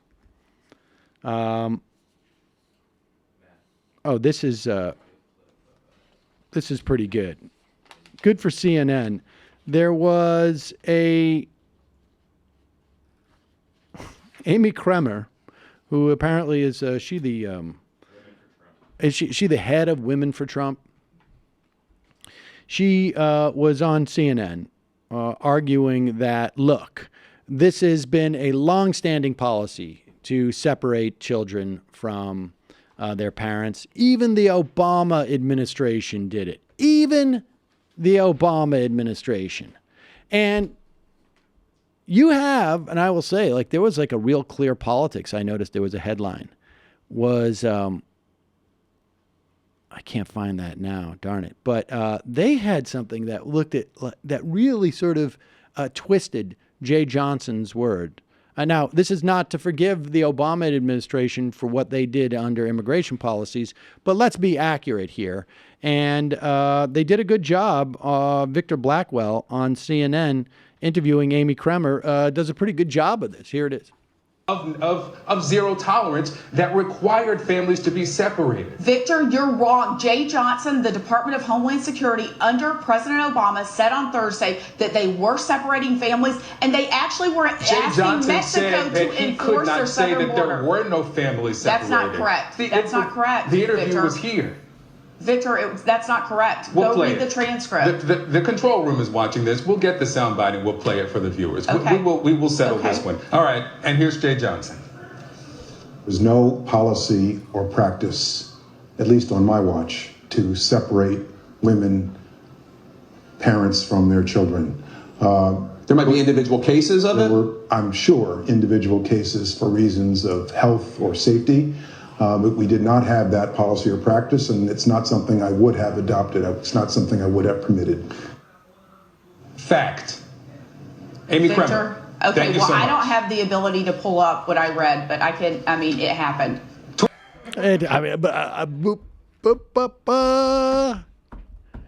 So now, like, she's just saying, like, she's standing by, okay, the proper response is, I apologize. What I read obviously mischaracterized the actual tape you just showed me. But no, it's like, I don't have the ability to, like, exculpate myself by reading something that mischaracterizes what we just both saw. So it happened. It's like you're not playing fair by using a historical record. Yeah, exactly. Well, you just used the raw footage. You're going to do that, I'm going to take my ball and go home. But you're not reading what I read on WorldNet Daily, which said something completely different. So how does that weigh out? What I read on WorldNet Daily or actual video footage of what exactly happened? It's a he said, she said, literally, and we just don't know the answer. There you go. Co-founder of the Women for Trump. This story is it's super interesting. I mean, we used to talk a lot more about the education reform movement on this program. And for a myriad of reasons, we don't talk about it as much, in part because in many respects, they've lost. I mean, there's still some semblances, but the major battles, it seems to me, at least in fending off the implications of this corporate reform movement, have been largely won. I mean, there's still vestigial impact, and I think that is problematic. And we still have all the same problems we had with education in this country that existed before. And I will address what those problems are in a moment.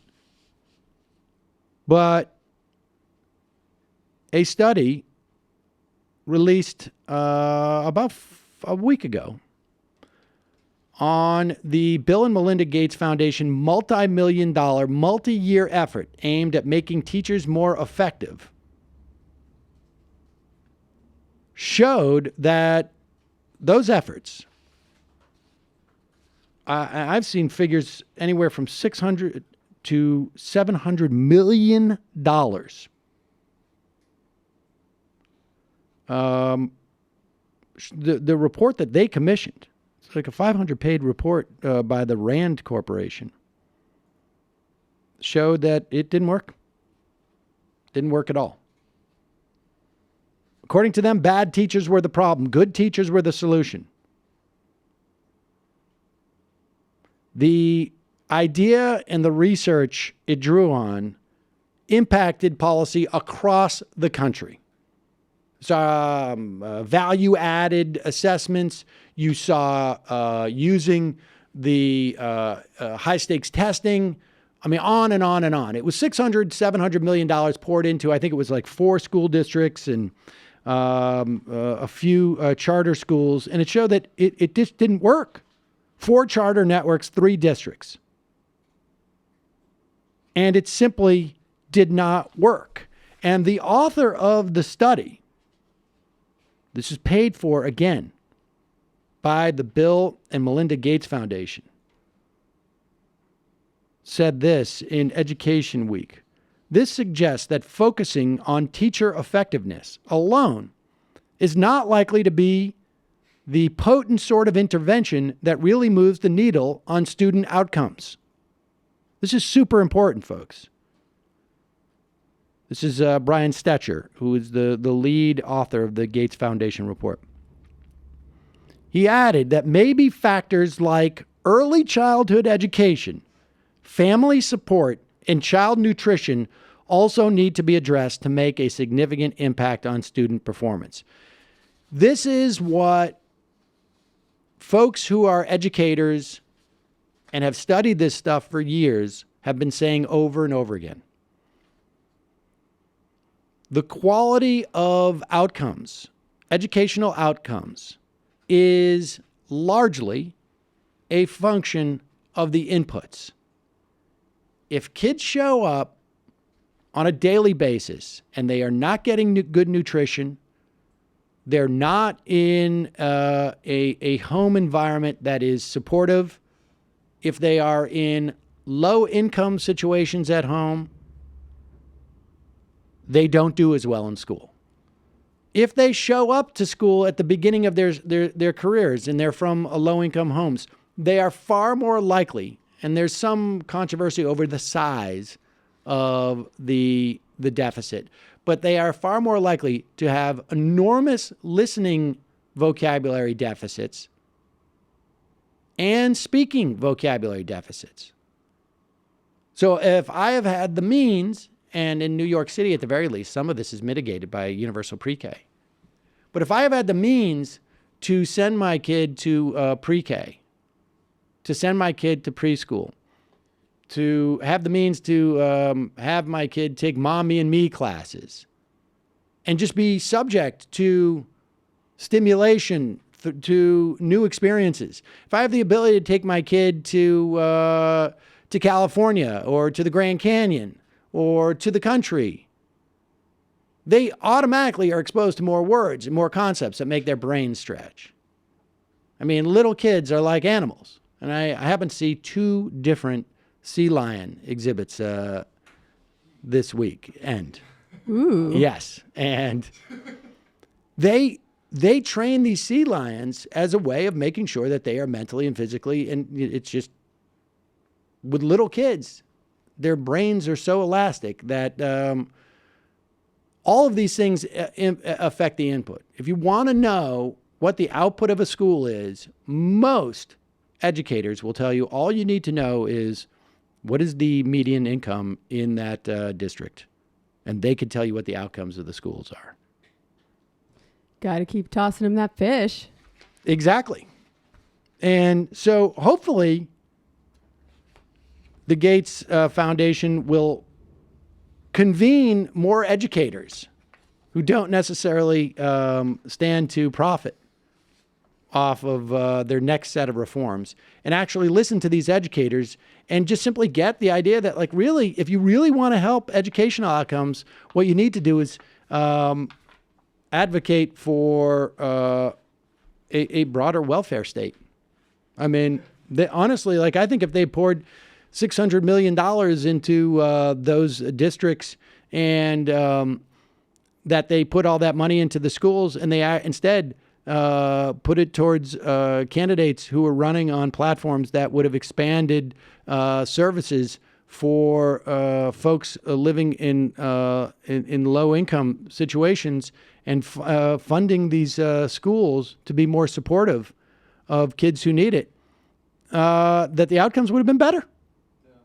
Yeah, well, it's a very neoliberal idea, right? The idea that education will fix everything and everyone just needs to like study hard and get a better job and earn more money, rather than the idea that, you know, we need to go right to the source and, you know, get better social programs and a better social safety net. Well, the biggest neoliberal component of it was the way that they reduced teaching down to the one thing that you can measure, right? Which is sort of like scores that they got, basically these high stakes teaching, and it completely misses the obstacles to people getting a better education, which is they got to have a better life. Yeah, and like, okay, when you say it didn't work, like, no, it didn't work to improve outcomes for students, but it did work to spread neoliberalism, break teachers' unions, and privatize public education. Definitely. And I just have to wonder, like, were Bill and Melinda Gates, like, were these folks acting in good faith at all? Because I feel like somebody greatly misled them along the way. I think my guess is yes, they were acting in good faith. But I think the problem is that when you're that wealthy, you don't have the ability to acknowledge that I may not be an expert in this. And I may not even be an expert in bringing in people who I think are experts in assessing whether or not they actually know what they're talking about. Because everybody who came in and guided these folks to a large extent, right, had an investment in the outcome of what the Bill and Melinda Gates Foundation did, and it necessarily benefited them. They need to bring in, if you're going to give that kind of money, I think like you need to just spread it around more. You can't, the arrogance involved here, and they can both be incredibly arrogant, incredibly myopic, and incredibly tied to one way in which to make these determinations and assessments, and still have had good faith. But I think it's highly problematic, and good for schools that rejected this to the extent that they could. I mean, but it's almost as if going through a democratic process for these sorts of initiatives would be better than just having a billionaire follow his sort of like hunches. It's almost like yes, you're almost right about that. If you took out the profit motive that was involved and the comfortability that people had in the profit motive who were pouring that money in there. Because, it would have been all, look, no harm, no foul if the injection of that kind of money into the system didn't have ripple effects everywhere else. Right? So they wasted $700 million of their money. That's what they want to do. I mean, if I had the opportunity, I would be imposing confiscatory taxing on them so that it wouldn't be their money, but it's their money. And so they want to waste it. That's all well and good. But the impact of what they did was horrific in many respects. Yeah, well, at least they admitted it. No harm, no foul. It's not like children are the future or anything. There you go. Calling from a 251 area code. Who's this? Where are you calling from? 251. Hello? Hi. Hi. Okay. Hi, this is Sigil. I called in a few weeks ago. Okay. About LGBT rights in Nigeria. And I saw you posted the video and left some information about Udoka Nweke, and I really appreciated that. He's a refugee, like he's seeking asylum in California right now, but he's been in ICE detention since 2016. Oh, jeez. So, that's kind of what I wanted to call in and talk about, is the way that our countries are kind of decaying and people have to flee to possibly even worse conditions than we have there. We have here. Well, I mean, if you have more to add on that, I mean, do so. Yeah. Okay. Basically, what I wanted to say is that I think we should have a great like national shame about the way we treat queer people and gay people in our countries. It's mostly due to the way we view religion and how colonialism has really distorted our image of self, and it's kind of tied into the whole global left solidarity movement, because the only real party that has anything positive to say about queer people, like actually believes in rights for gay people in Nigeria, is the Socialist Party of Nigeria. And it took them 4 years to get registered by INEC.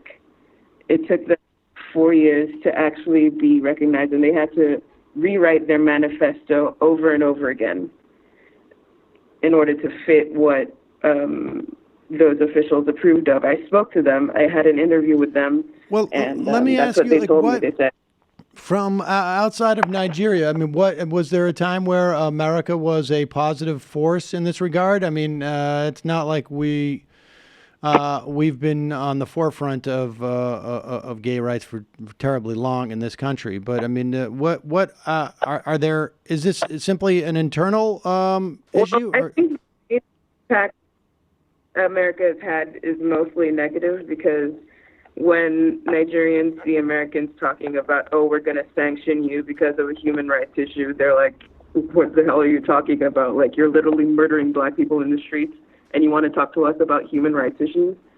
So, like, it's always been a negative thing when American politicians speak out. But with the, like, increase in exposure in, like, American media, I think that's what has increased awareness and like positivity toward the community.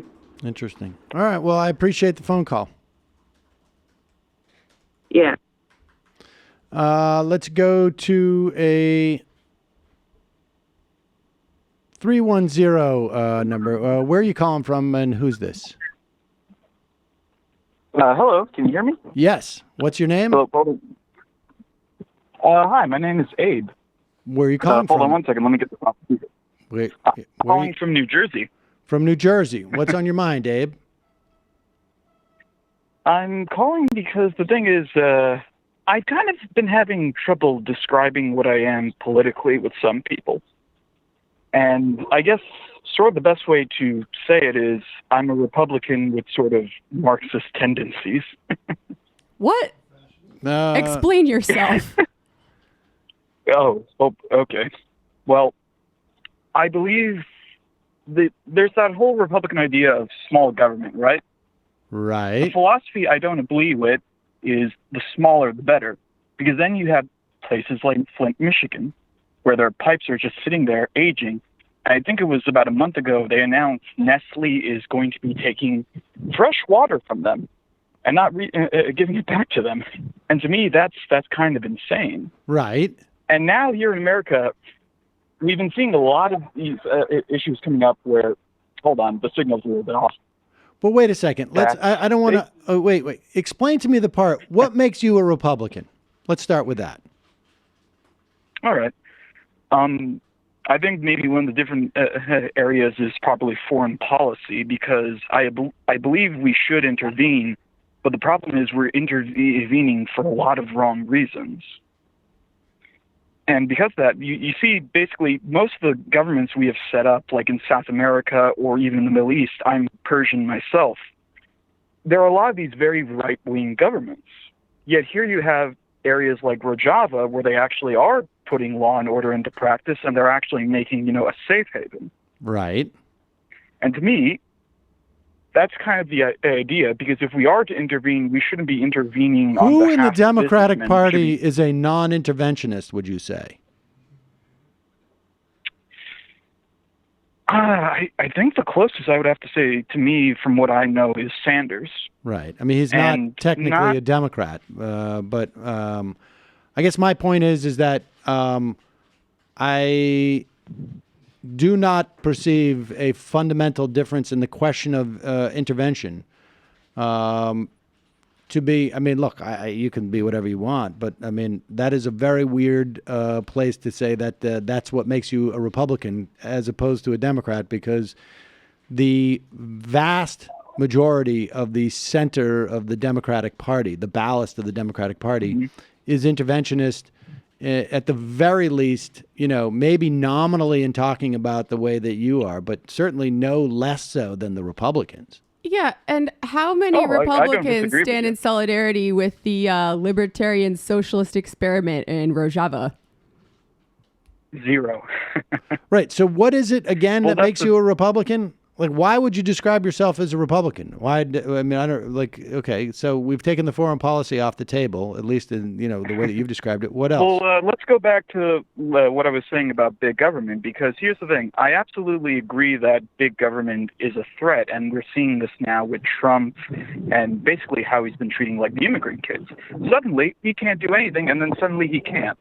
But wait a second. And to me, the problem Wait a second. What does big government mean? It's a government that violates the rights of the individual. Yeah, so that's not a function of size. True, but the thing is, in some capacities, they can make it.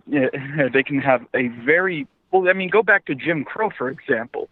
Those were states that had a heavy amount of power in enacting those But laws. dude. So you don't necessarily need the federal government.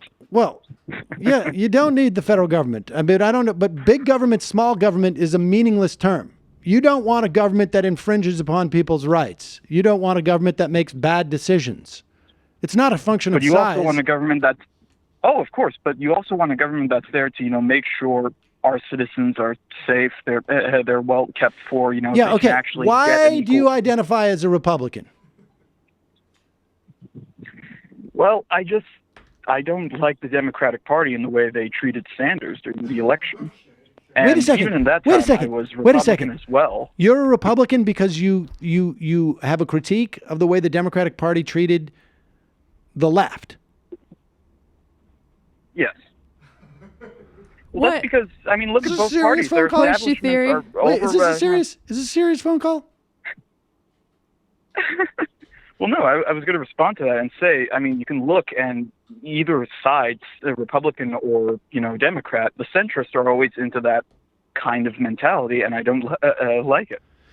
I got to say, I think that you are a Republican because your thinking is extremely muddled. And but in all honesty, if you want, you can ask me issue by issue what I think. I don't really care to. Honestly, listen, I mean, if you are telling me, in all honesty, that you identify as a Republican because of the way the Democrats treated Bernie Sanders, all I can tell you is that you've got to do a lot more work on... No. You could also be a leftist if you want to, and you could be to the left of the Democratic Party instead of the right if you don't like them. Well, let me ask you something. Would you agree that the Republican Party is nationalist? Yes. Okay. Here's the thing. When you talk about the green energy issue, all I keep hearing from conservatives are excuses of why we can't do it. Like solar energy, for example. They like to bring us how I gotta go. Really there yet. I'm sorry. I gotta go. I just don't know. I feel like it's a joke. I'm sorry. I apologize. I don't mean to be offensive in any way. There's a reason people are confused leaving a conversation with politics with that guy. Yeah. And I don't... I'm not sure exactly what was going on there. Is he trolling us? Either he's trolling us or he's really myopic and obsessed with what his sort of political identity is and how that confuses people. Listen, for years people were like, how would you identify yourself? And all I would do, and I still continue to do, is I'm of the left because I don't care. Honestly, identifying yourself with a political label. I mean, if people want to do it, that's all well and good. But it's it misses the point. It really does. I mean, it doesn't matter. It makes it sound like libertarians. If you are going to use a label, try to have an accurate one, at least. Yeah, not one that you've gleaned from what Republican meant in the late 18th century and how you felt about the DNC. But exactly. I feel bad though because there definitely are people out there who become Republicans because they hate the Democrats and they think that's the only alternative. Maybe not a lot of them, but I just hope that this guy has the information that he needs. I would say that find his place. The return on investment to convince those few people is got to be extremely low. I really just think that if you're going to fashion that argument to explain to people that if you don't like the Democratic Party from the left, you should become a Republican, then I think it's really it's good money after bad.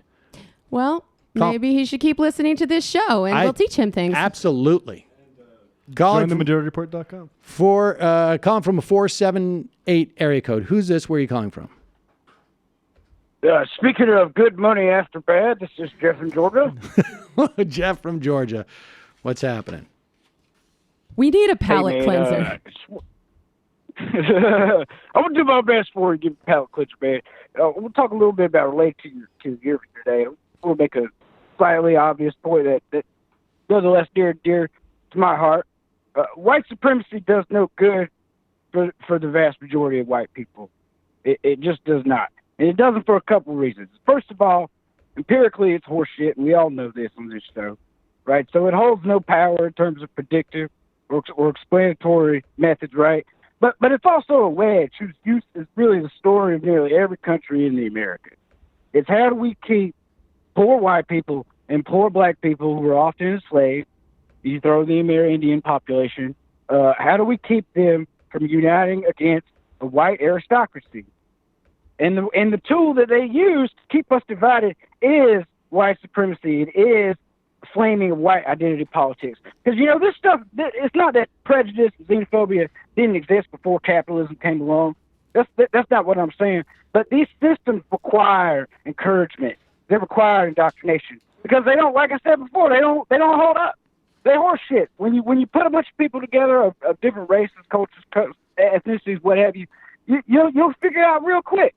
That's horse shit. That it holds no water. That there's no way to use these fucking IQ test realist arguments to hierarchy race. You feel me saying? Yep. Yeah, and they're still doing it pretty effectively, might I add. They are still doing it. And what's creepy is how they use it to be off their left flank of the Democratic Party. I'm old enough that I don't expect any less from Republicans, but I'm a little concerned about the Democratic Party these days because I'm afraid that there's going to be a blue wave. If that blue wave ain't quite as progressive as we want it to be, we're going to be right back where we started. It will never be. It will never be. I mean, I don't anticipate that blue wave ever being as progressive as we want it to be. I mean. At this age, it's going to take time, and it's inevitable. And it was so inevitable that this is what I was talking about in June of 2016. It's going to be better than it was in 2006 by a long shot. By like Cory Booker's class. 2006, I think Booker was 2008. I feel like I'm talking about Congress. There is effectively no blue dog caucus anymore. There is no new Democrat caucus anymore in the way that there was at that time. Even in the Senate.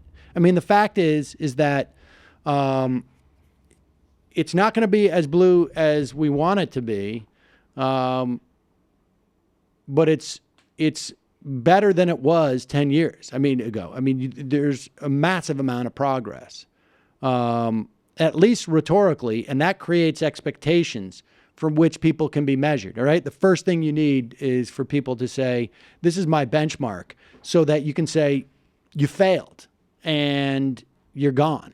Now, then getting them gone is a much harder task than just saying it. But that is, that's what it comes down to. I mean, it's not going to be as good as we want it to be, but it is progress. There's no doubt about it. And I think... I certainly hope so, Sam.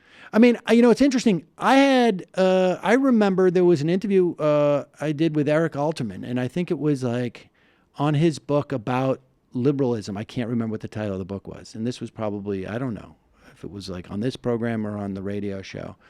But he spoke, I think it was on this one. And he spoke about the cleave in the left that took place in the 60s as a function of what, and I don't think he used the term identity politics. Maybe he did, but basically the emancipation movements. And labor was at odds to a large extent, not totally, but with like the women's movement and the anti-war movement. The anti-war movement, and to some extent the civil rights movement. I mean, I wouldn't say that uniformly, but it's worth revisiting because this is not a new phenomenon. I think on some level it's getting better.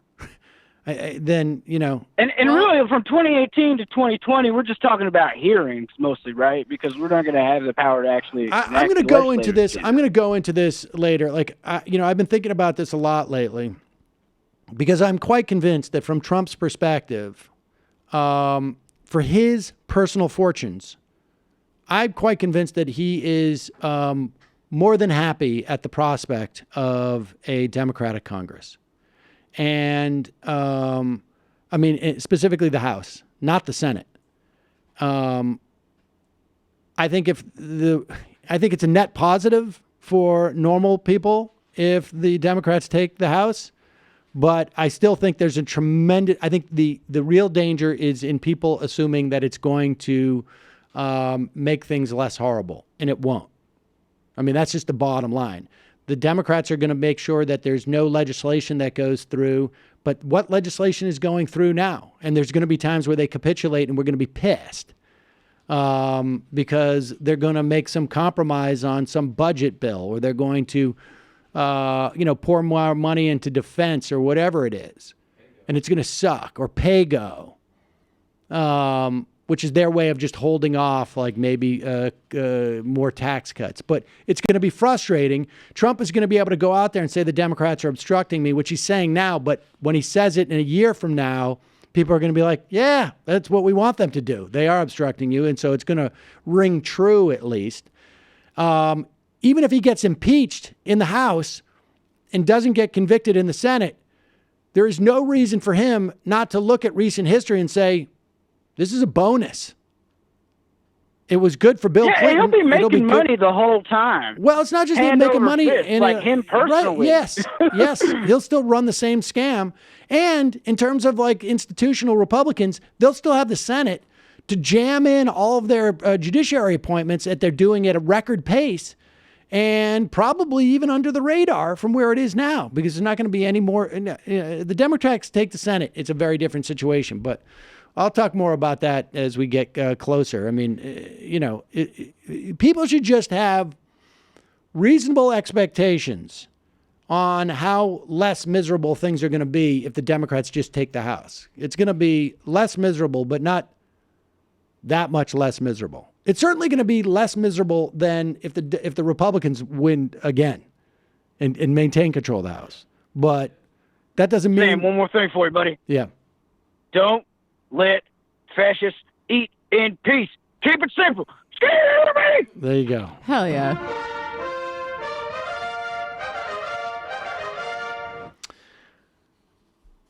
I feel like Jordan Peterson may be having a slight meltdown. This was a 2017. It was an October one. He's been having it. Yeah, I mean, it's been a rolling thing. And, we saw that clip of him being interviewed by the British comedian, what is his name, Jeffries? Jim Jeffries. Jim Jeffries, where really the most rudimentary question was asked of Jordan Peterson. Like, how can you really have an issue with the idea of, how can you be supportive of a protective class like gay folks in a country where marriage is legal, being denied the same service in a commercial enterprise simply because they are gay? When gay people get married, they marry other gay people, right? Like, that's just what happens. Usually. Usually.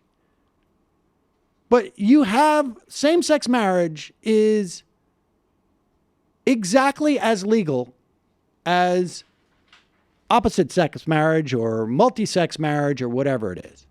They're all legal. And in fact, they're constitutional. That's just the law of the land. So the ability to discriminate against someone in a commercial enterprise just based upon who they are is also illegal. And that's whether you are a gay person who's going into a cake store or a restaurant or and not getting served, or if you're a black person not getting served because you're black. And Jordan Peterson couldn't handle that question. And here he is, like, forming his political opinion on gay marriage based upon who may or may not be supportive of it. It is literally like what a child does. Good. Okay, so another question voted up, 77 votes. Australia is holding a plebiscite on whether to legalize gay marriage. I'm against the Yes campaign, but only because it's backed by cultural Marxists. I'm curious to hear your views on gay marriage.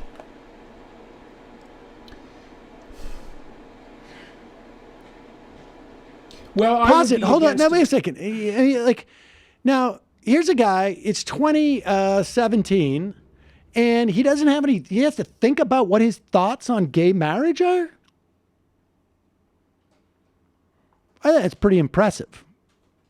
This is the first time I've ever been asked of my thoughts on gay marriage. Good. But only because it's backed by cultural Marxists. I'm curious to hear your views on gay marriage. Let me think about this. Well, I would be against it too if it was backed by cultural Marxists, because it isn't clear to me that it will satisfy the ever-increasing, what would you call it, demand for an assault on traditional modes of being.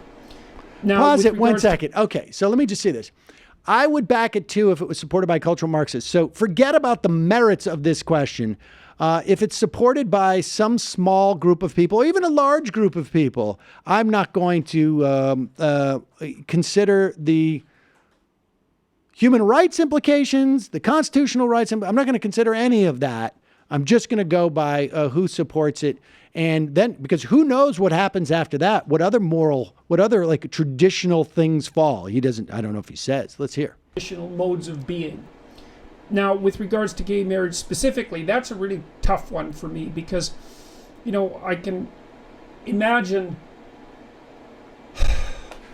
I've never thought about this before. I can't do anything really other than spout platitudes about it, I suppose, unfortunately. You know, if the marital vows are taken seriously, then it seems to me that it's a means whereby gay people can be integrated more thoroughly into standard society, and that's probably Wait, what? First of all, he's not sure that gay people can actually be in love and be involved in a monogamous relationship. Now, but if they are, then they can fit into standard society, right? The non-freaky standard society, where incidentally, straight people, and I hate to break this to them, they're not very good at being monogamous either, apparently. In fact, there's no data to suggest that married gay people are any less monogamous than straight people. But here he is, like, if they can, then we can put them into standard society. Like, what is going on with this guy? So now what we have to do, basically, as gay marriage becomes legal, is monitor those gay people to make sure they're adhering to their vows. Of course, and then they will be included into standard society. Let's just hear a little more of this. This is insane. It seems to me that it's a means whereby gay people can be integrated more thoroughly into standard society, and that's probably a good thing. Probably. And maybe that would decrease promiscuity, which is a public health problem, although obviously that's not limited to gay people. Pause it. So promiscuity is a problem, but of course that's not limited to what I'm talking about, so it really is completely irrelevant. But let me just continue to. I can't believe that he gets away with this. I mean, not that he cares about facts, but like STDs are actually going down. Yeah, in young people. Yeah, go ahead. Gay people, although gay men tend to be more promiscuous than average, probably because there's no women to bind them with regards to their sexual activity. Wait, what? There's no women to bind them? Sounds kinky. The problem is that it does seem to me to be part of a wedge, and it isn't obvious to me that legalizing gay marriage has done anything to decrease the demands that the radical left neo-Marxist types are placing on traditional society. Oh, that's it. I see. So we were supposed to throw them a bone, but it doesn't seem to have satiated their desire for rights. It's all these gay clubs. They also let neo-Marxists come in for free. Neo-Marxist night tonight at the meat grinder. Sounds good to me. Sarah's tiny right eye. You know what really hurt me, Sam? It wasn't being asked to leave. It was that the owner did it while standing in my blind spot. Immediately in front. Okay, that's it. Bull Prague. Conservatives cheered when a bakery denied service to Biden in the distant past of 2012. Oh, wow. Is that right? That's funny. Joe Rogan. Have you guys seen the quote from Senator Bob Corker about Trump's immigration policy? He said Trump's strategy tends to be ready, fire, aim. The article I read referred to the Corker quote, said that's how Trump handles all policies, and I totally agree. I like that quote because it seems relatable to Trump voters. Yeah, but we need to shake things up. Nick and PETA. Heads up, Sam. The Oxford Union uploaded their Jordan Peterson interview yesterday. You got solid gold out of the Rubin interview, so maybe there'll be something for you there, Yins. We should check that out. Meanwhile, speaking of, this is pretty funny. This is 3 minutes and 20 seconds. I don't know if we need to. We can maybe go through like the first part a little bit quicker because we don't really need to hear we'll get to that in a second. Folks, here's the thing, and we heard this about Club Gitmo too. On one hand, you hear like Guantanamo's really bad, but then you hear that these guys are getting 3 squares a day. Don't hear much about closing Guantanamo Bay, do we? It's interesting how that's not the burning issue that it was for folks in the lead up to the 2016 election. It almost makes you think that sometimes some of this stuff is just sort of like triggered by other things.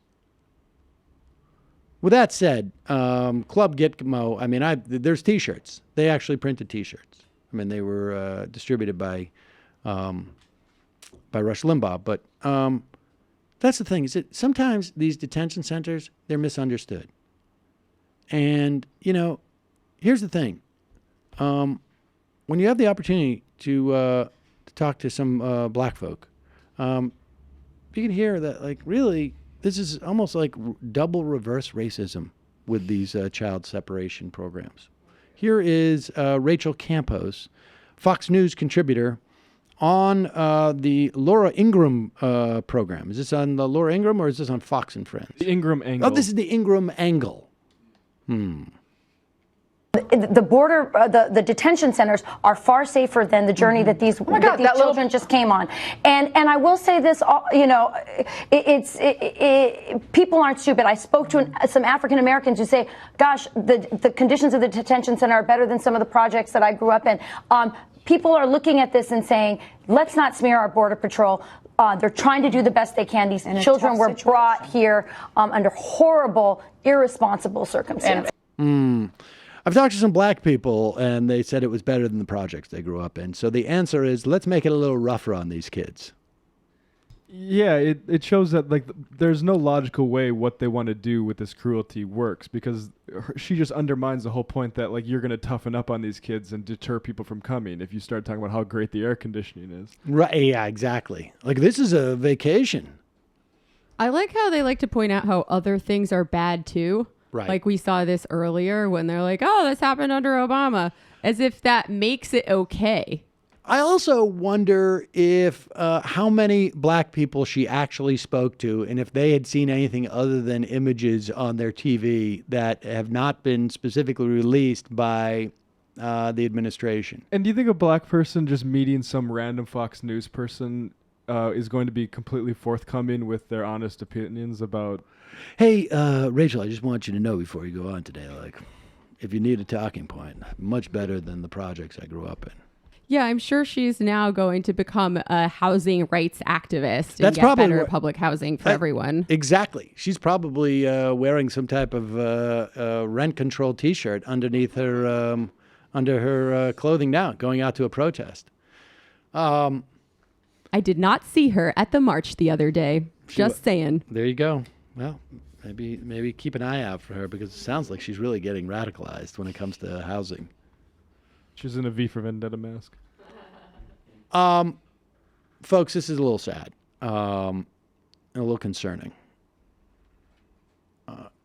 Imagine that you are Glenn Beck, and you're in your faux Oval Office, if they still have it. I don't know. The eggshell Oval Office. It's unclear. And you know that you are on the downside of your career, right? I mean, look, I understand that feeling. I feel like I've been at a plateau. I feel like I'm just at a plateau. I haven't fallen from the heights that Glenn Beck has fallen. It's a controlled descent. It's a controlled descent. I'm in for a soft landing.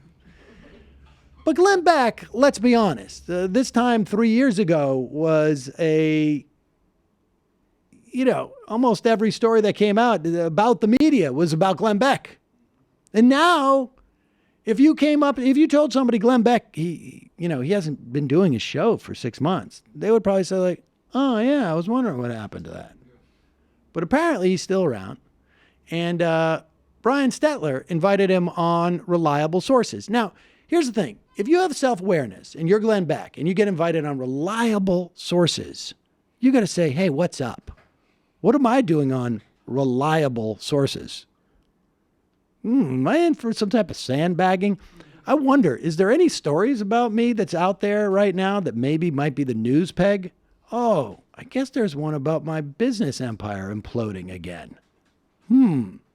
But yet you could still figure out how to remain surprised and offended that was the reason you were invited on. Here is Brian Stetler pursuing really the obvious reason why he had Glenn Beck on, although Glenn has some media criticism that is really just about how Glenn Beck has the secret sauce again. Was actually consistent and cared when it was a Democrat in office and cared when it's a Republican in office. You know, those people exist around the country, and they're watching you two, the media and Donald Trump, playing this little game back and forth, and they're sick of it. They don't want to hear about it from either side. I want the critique because I invited you on. I'm self-aware enough to know that we need to talk about this because I know it's a problem.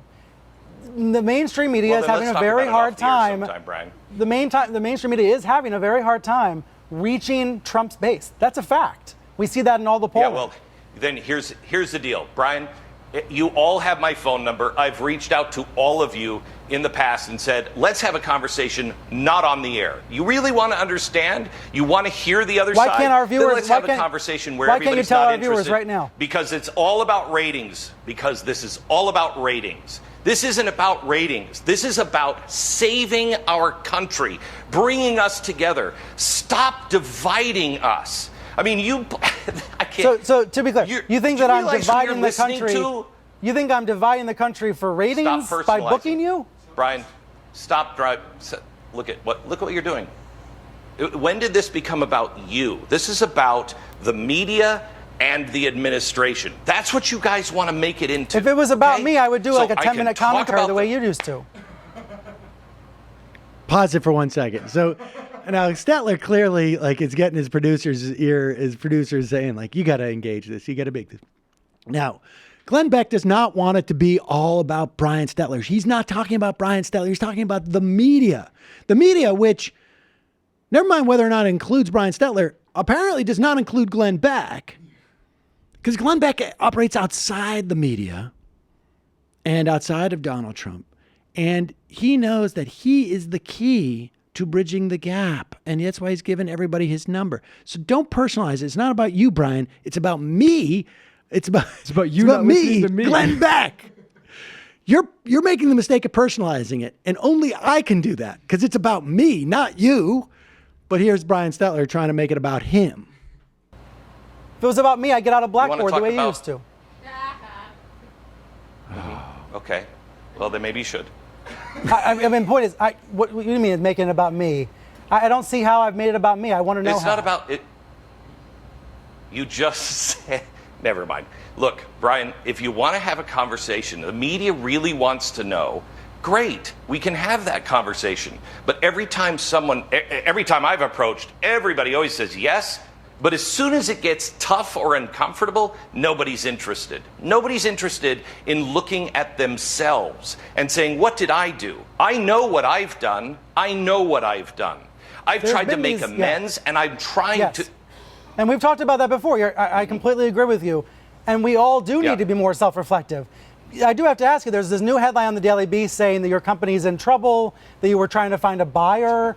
Is this related to the point about people not talking to each other? 1 second. This guy.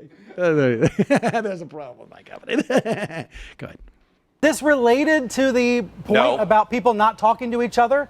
That if you want to create that media company, there's not interest? What's going on with that? Wow. Brian, thanks a lot. I think that's the most ridiculous question I've ever heard. I'm sitting here ready to talk to you about the detaining of children and parents and trying to break families apart, something that has been happening with Janet Reno. That's why it went to the Supreme Court in the first place. With Janet Reno, it's been happening.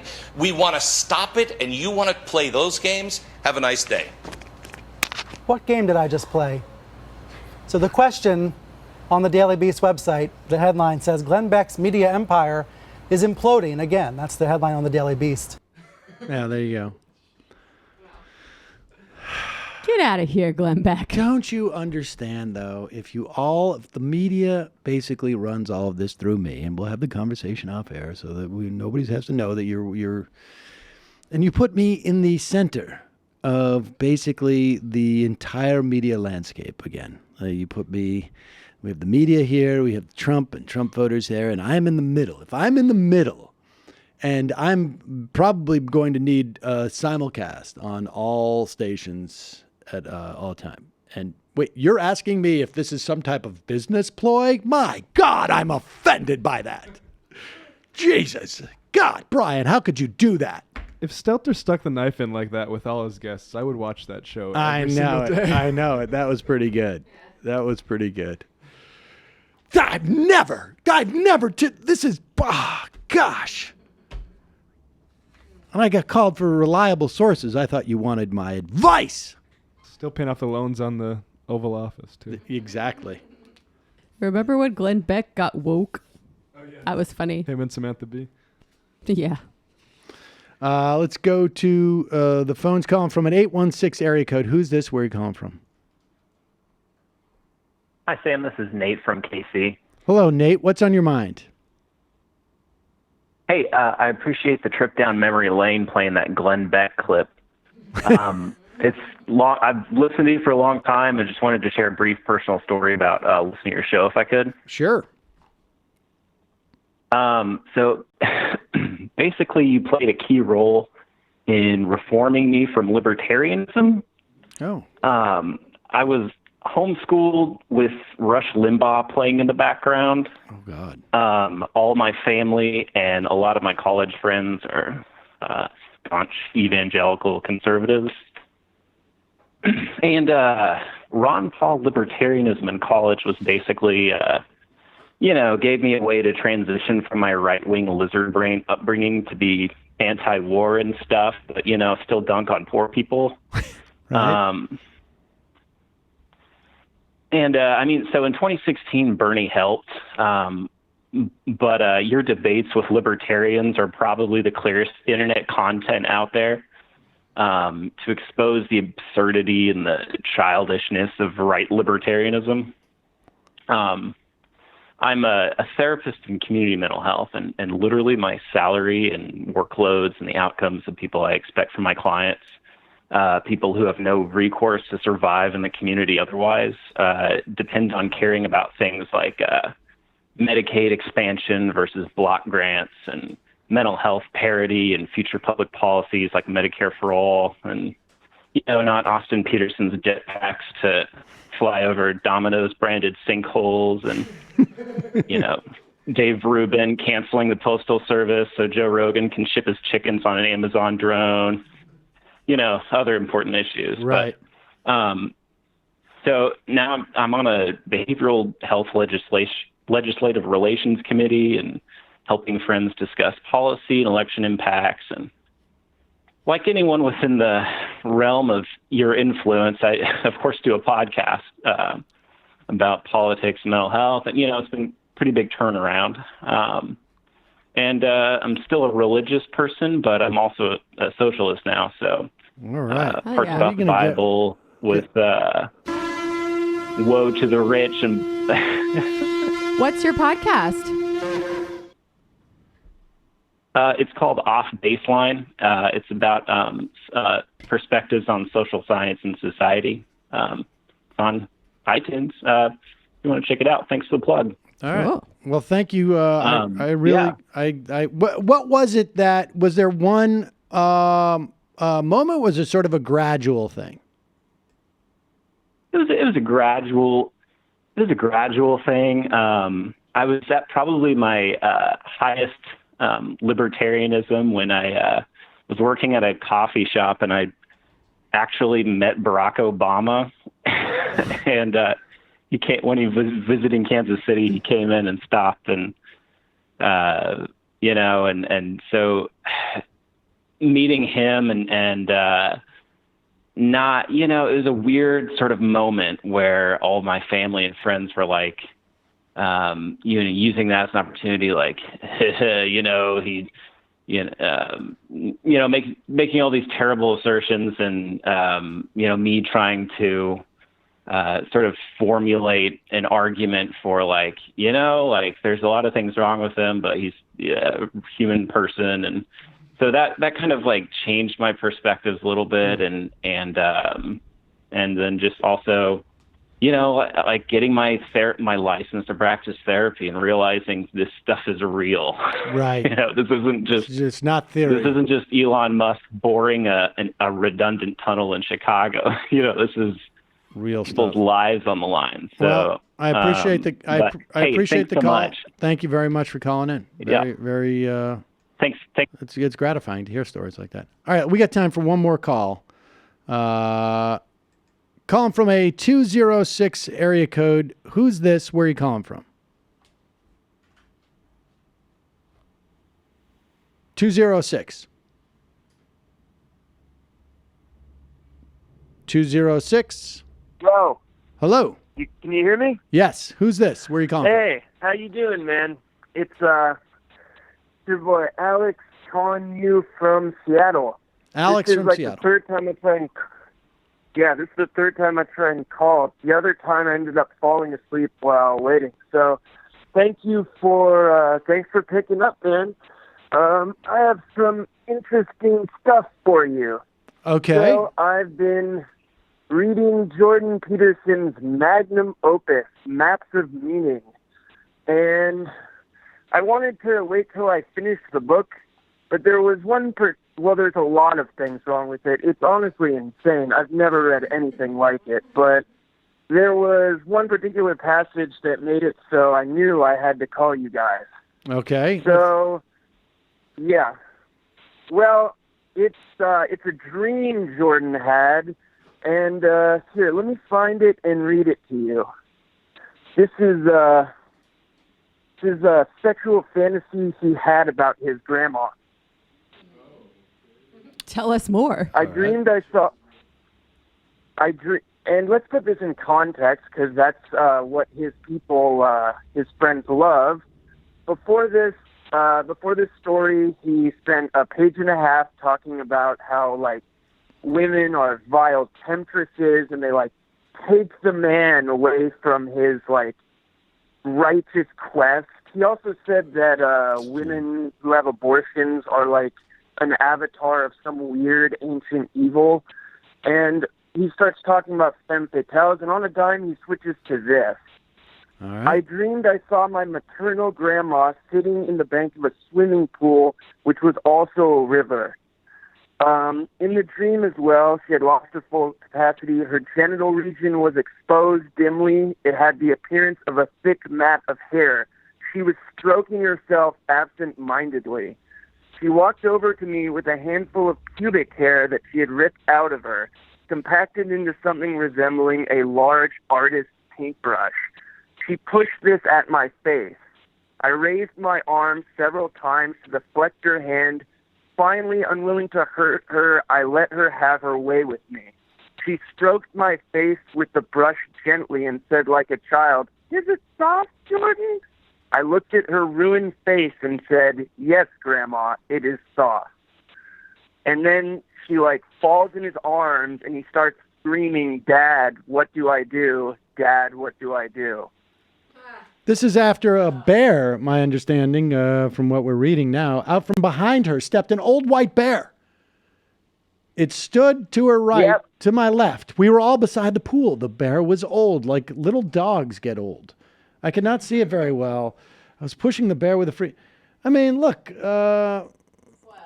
his dad, I have to do this alone. What the heck? All right, so look, the guy has some weird dreams and then writes about it, and then I God knows what he what does he have any conclusions from his dream? What does his dream tell us according to him? Do you know, or he completely switches over to something else. Although a page later he says that, sorry, alarm.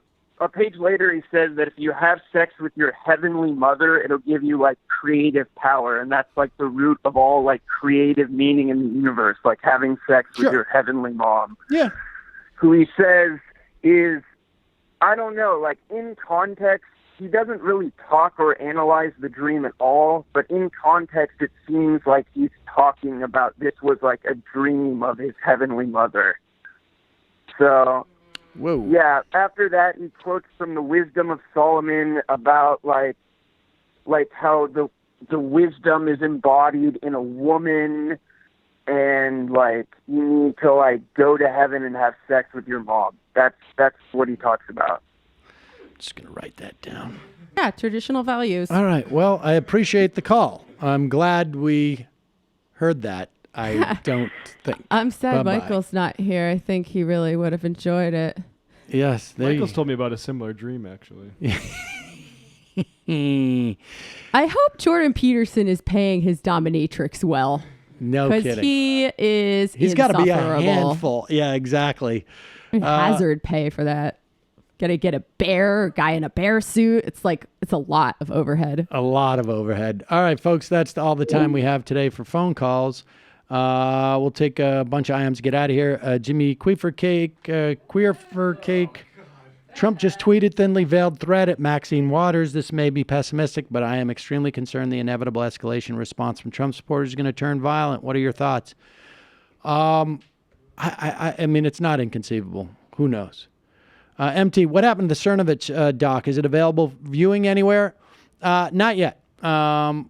Still working on it a little bit, but it's really, we're waiting until he's relevant again. Why put it out there? We want it to be something that is fresh. Because it's really less about, for folks who know about Cernovich, more for people who don't. And it really is designed specifically for people who find themselves in my situation where Cernovich is attempting to get someone fired or something to that effect. That's the theory anyways.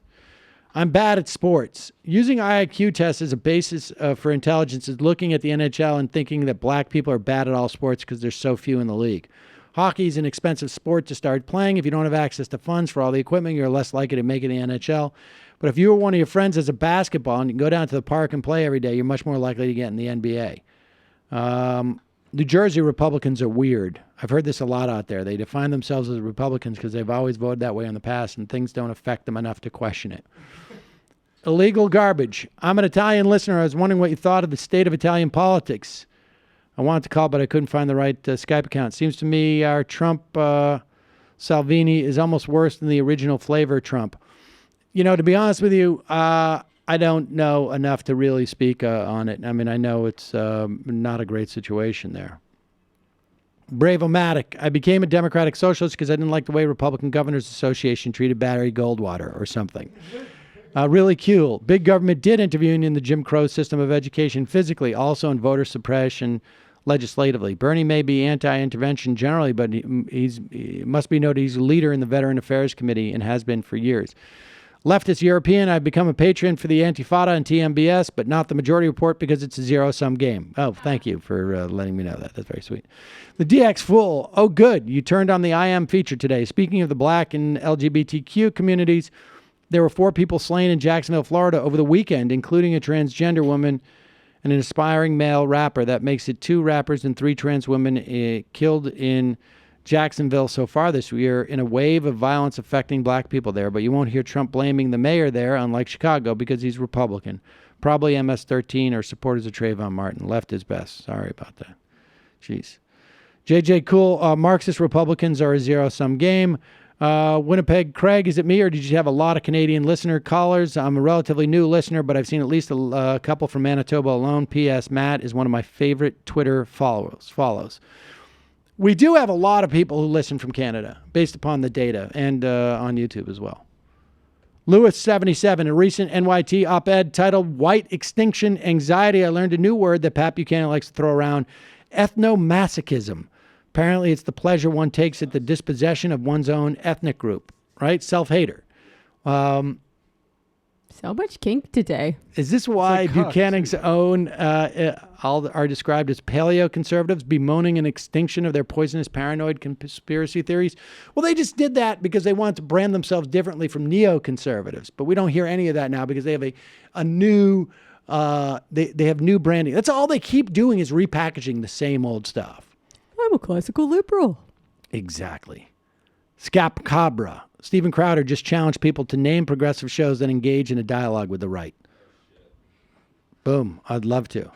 Hey, Sam, I want to talk about your video on Dave Rubin. Do these people know Chicago is much bigger than just the South Side? I think underperformance of that part of Chicago has less to do with liberals running the place and more to do with things like redlining and white flight. If your tax base is leaving, it might be a little more difficult to make investment in the community, even with some of the problems of the South Side. I think most people would rather live there than some crap hole like in Arkansas.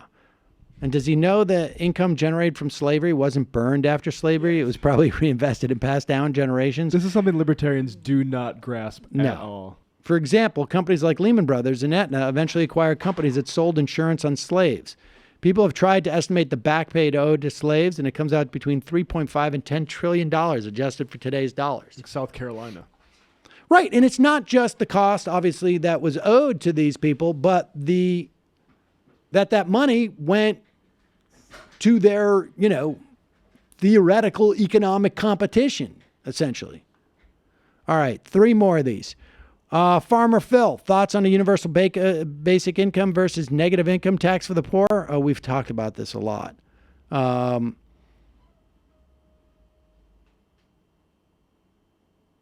I mean, I don't have time to go into it. I mean, my UBI concerns are primarily what it does to the rest of the welfare state. Robin in Reno, please, IQ is not science. It exists only in non-scientific academia. Barely that unless you think Dr. Phil is a scientist. Never science. I've tried to be gentle with you. I'm going to have to embarrass people by calling in on this again. Listening to you guys, Michael, talk about IQ and race is like watching a kid play with a gun. You may not be shooting people, but you're shooting out the windows that people like Sam Harris climb through, I assure you. I have an actual science pyramid, and I'm going to put you all in it with Sam Harris. There you go, folks. Billy Buckner, is it possible the caller just hasn't come to terms with him having to leave the Republican tribe if he wants to follow his sense of social justice? Yes. Sam, white 50-year-old guys like you and I made that determination years ago, while we also made it during another spike in right-wing arousal. Reagan, the project they started back then, has matured. And the final I am of the day.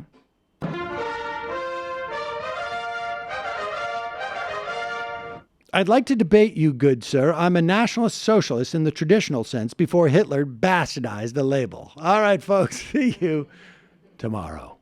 It might take all the strength I got to get to where I want, but I know somehow I'm gonna get there. I wasn't looking when I just got caught between the truth and the light bulb. But finding out won't make me feel any better. Yeah, I know the clock is ticking, but the meds are gonna kick in, and my pilot light shining bright. I get somewhere the choice was made, for the option where you don't get paid, for the road that bends before it finally breaks you. I guess somehow I lost my drive between the 101 and the 5. Do you know how far the detour takes you? Yeah, I know the clock is ticking, but the meds are gonna kick in, and my pilot light shining bright.